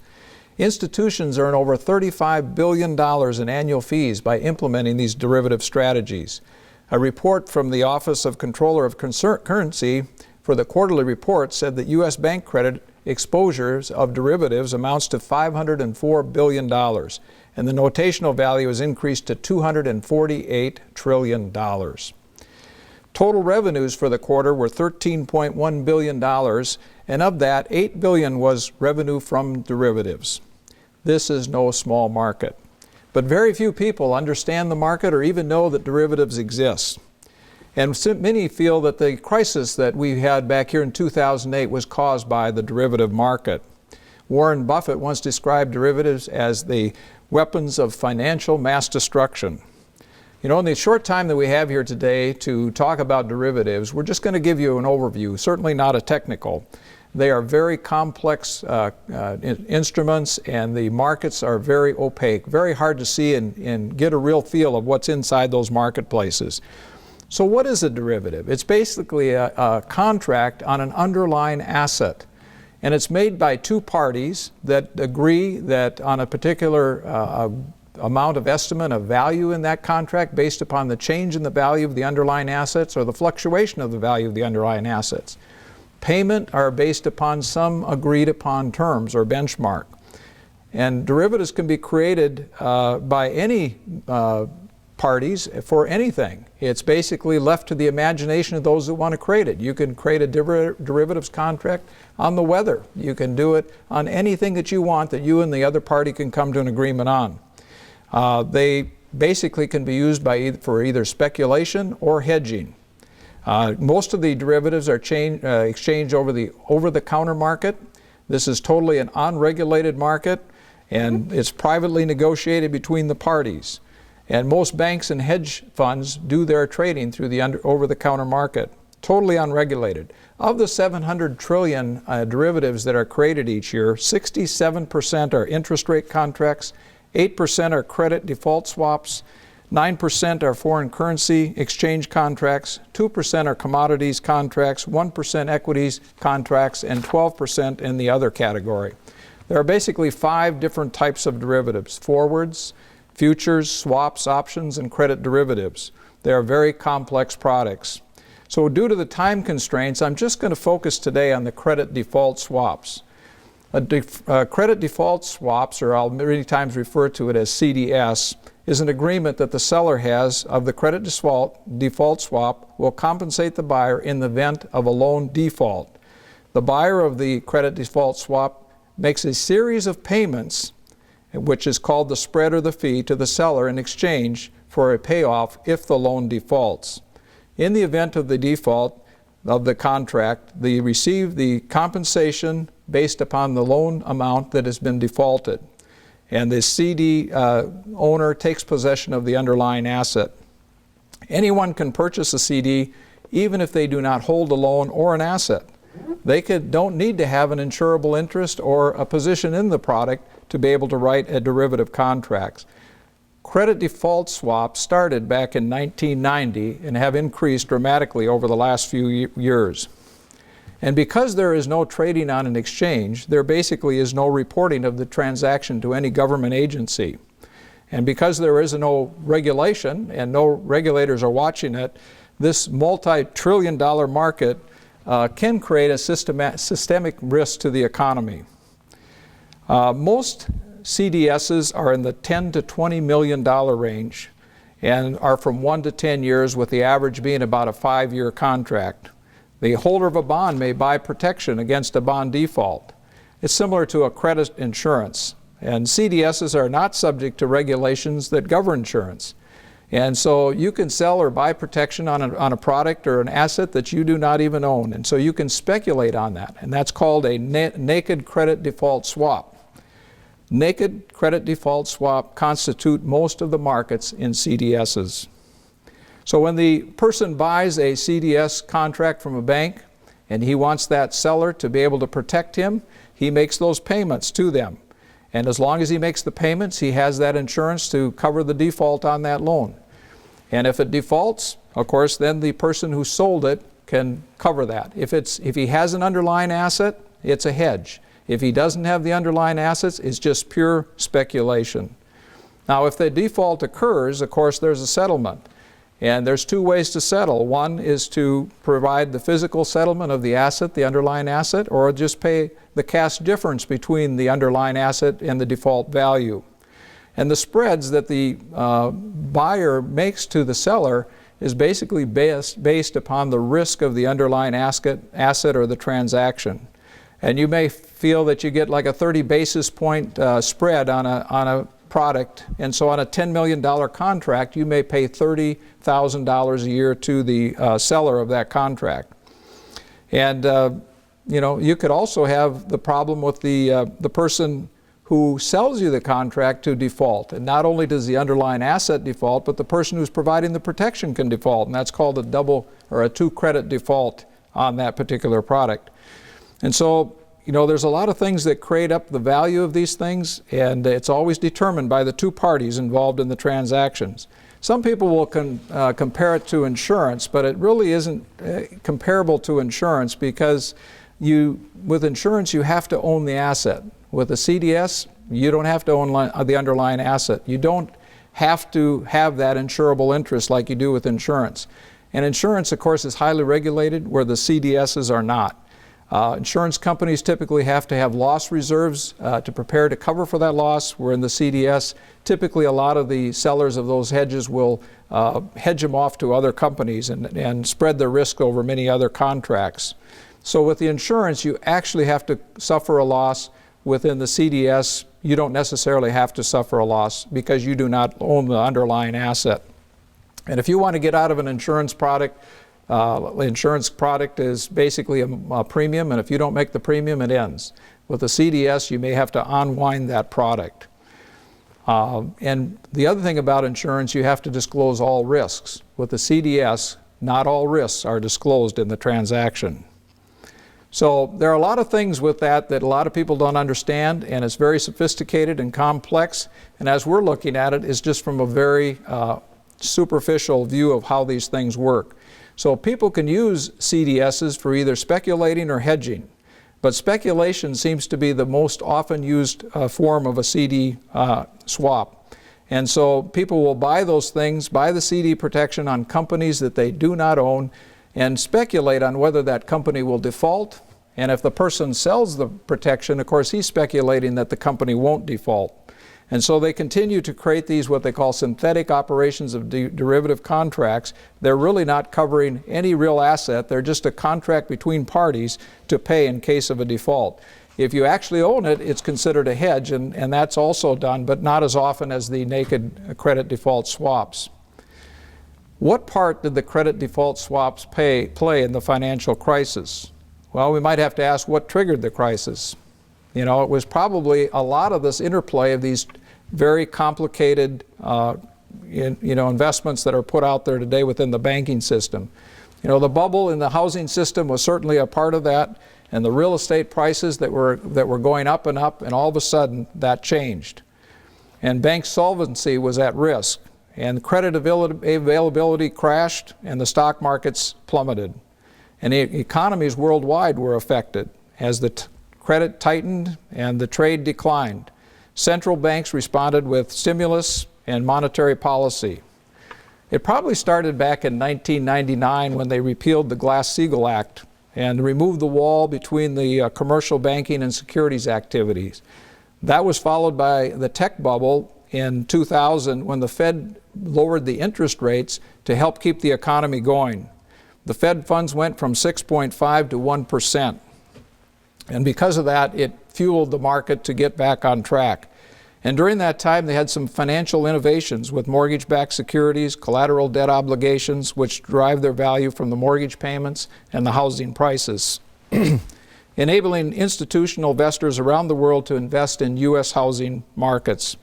This caused this huge housing construction boom and debt finance consumption by people taking out their second mortgages. From 1997 to 2006, prices increased 124%. And then they became the securitization of the mortgages. And in order to be able to get more mortgages for securitization, they started lowering their underwriting standards. There was intense competition between mortgage lenders for revenue and market share, and the limited supply of creditworthy borrowers caused the mortgage lenders to relax underwriting standards and to originate riskier mortgages to less risk or creditworthy borrowers. The worst loans were originated from 2004 to 2007 in the years of the most intense competition. And they basically were between the securitization of all of these mortgages. Investment banks on Wall Street answered the demand with MBSs and CDOs, which were assigned safe ratings by the credit rating agencies. The rating agencies such as Fitch, Moody, and Standard & Poor's also played a part in the promotion of the problem. They made hefty fees from securitization and were more than happy to help turn toxic loans into gold-plated securities and generate risk-free returns. Also, the Wall Street firms made hefty fees to package these products when they made these pools of mortgages available to the U.S. market. And they made huge, enormous fees putting this down through the supply chain, from mortgage brokers selling the loans to small banks and to giant investment banks and firms on Wall Street. Most of the mortgage originated from traditional lending standards had been exhausted. Now they needed a continued strong demand for these mortgage-backed securities, and collateral debt or obligations began to drive down lending standards. As long as the mortgages could be sold, they needed to have more of these projects put together. The speculative bubble proved to be unsustainable. We also had government pressure because an article in the New York Times in September 30th of 1999 reported that the Clinton administration pushed for more lending to low and moderate income borrowers, while the mortgage industry sought guarantees for subprime loans. You know, Fannie Mae and some of these firms were pushed to put more of these people through that didn't have money, that didn't have jobs, and couldn't afford the payments. And everything was good as long as the economy continued to roll along. But once there was an economic downturn, all of their strategies and all of their means went in the wrong direction. So where did the derivatives enter into this mix? As the bank wrote riskier loans, they needed to download that risk to a counterparty. So they wrote derivative contracts and transferred the risk to someone else in case of default. Derivatives such as credit default swaps can be used to hedge or speculate against a default. And the volume of these credit default swaps outstanding increased tenfold from 1998 to 2008. The financial institutions became highly leveraged as they took riskier investments. They reduced their ability to cover the losses. Much of the leverage was achieved by using complex financial instruments such as off-balance sheet securitization and the derivatives. There was also the shadow banking system that made up a part of this process of all of the financial institution, which included hedge funds, money market funds, and structured investment vehicles. The shadow banking system makes up 25 to 30% of the total financial system. Traditional banks typically provide liquidity and credit much like the shadow banks, but they don't have the reserve requirements and do not have access to the central banking system that helps fund them. So they're not subject to the same prudent regulations. And long-term assets purchased with mortgage securities called toxic assets and legacy assets were named by the press and significantly increased during these times. And they were using short-term financing or short-term money to make long-term loans. And there just wasn't enough good credit people out there, so they started working with the bad credit to take out to loan to satisfy the appetite to fuel this particular derivatives market. They did a study after the crash, and they said 60% of the mortgages purchased by Citi from 1,600 mortgage companies were defective. 1,600 originators were contractually responsible to make sure that their standards were held. But the defective mortgages increased to over 80% of their production. And a final study revealed that scarcely 54% of the loans met their origination underwriting standards, and 28% of the sampled loans did not meet the minimum standards of any issuer. They also showed that 39% of these loans just weren't even able to meet any of the types of standards that any of these companies had. Why did the bad loans happen? Well, the firms were making substantial fees. The credit rating agencies made good fees to provide the appropriate rating to the pool. They pleaded for more loans at whatever the cost. Because of the competition, they made adjustments to their risk calculations to offer a competitive bid to be able to get the business that they wanted. They basically took riskier loans and calculated them to have less risk. And the reason they did this was because they had incentives to get the big bonuses for putting these together. And they did not consider the calculations to be that far off because they didn't factor in a housing bust. So what happened? Well, we have a Troubled Asset Relief Program, TARP, would bail out all these purchase of equities from financial institutions around the world. We have quantitative easing with printing of money to keep interest rates low and buying back our own debt. We have $7.7 trillion that was used to the banks to help bail them out of these derivative market contracts. And this was all disclosed in a report that was put out by the Federal Reserve. As of March 2009, $7.77 trillion had been put into the financial system to the 6 biggest banks. And their assets at these U.S. banks increased from 39% to $9.5 trillion as of September 30th, 2011. Not all of this money is at risk, but if a small percentage of all of these derivatives defaulted, it would bring down the banking system. We are over-leveraged in a lot of these derivative contracts, and a lot of people don't have any way to analyze how much and how bad they really are. The banks depend on the FDIC to help bail out the depositors. The World Bank is also involved in loans all over the world, and they open up opportunities for these third world countries, but the one catch is they control whenever they make a loan. And I think we in the United States continue to watch the world markets and watch the banks, how they continue to get more and more control of things. If you look back in 1929, a similar thing happened that we had happen in 2008. As the Federal Reserve kept interest rate low for many years, the housing market boomed, the stock market took off, and then they decided that there was time to crash the market. But before they crashed the market, they let all of their insiders know what was going to happen. They told their banks to get out of the stock market. They told their best investors to get out of the market.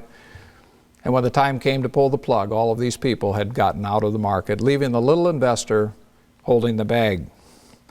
And when the market crashed, a lot of these insiders were able to pick up housing at 10 cents on the dollar. They were able to buy stocks at better valuations, and they made a lot of money as a result of being tipped off that this was going to happen.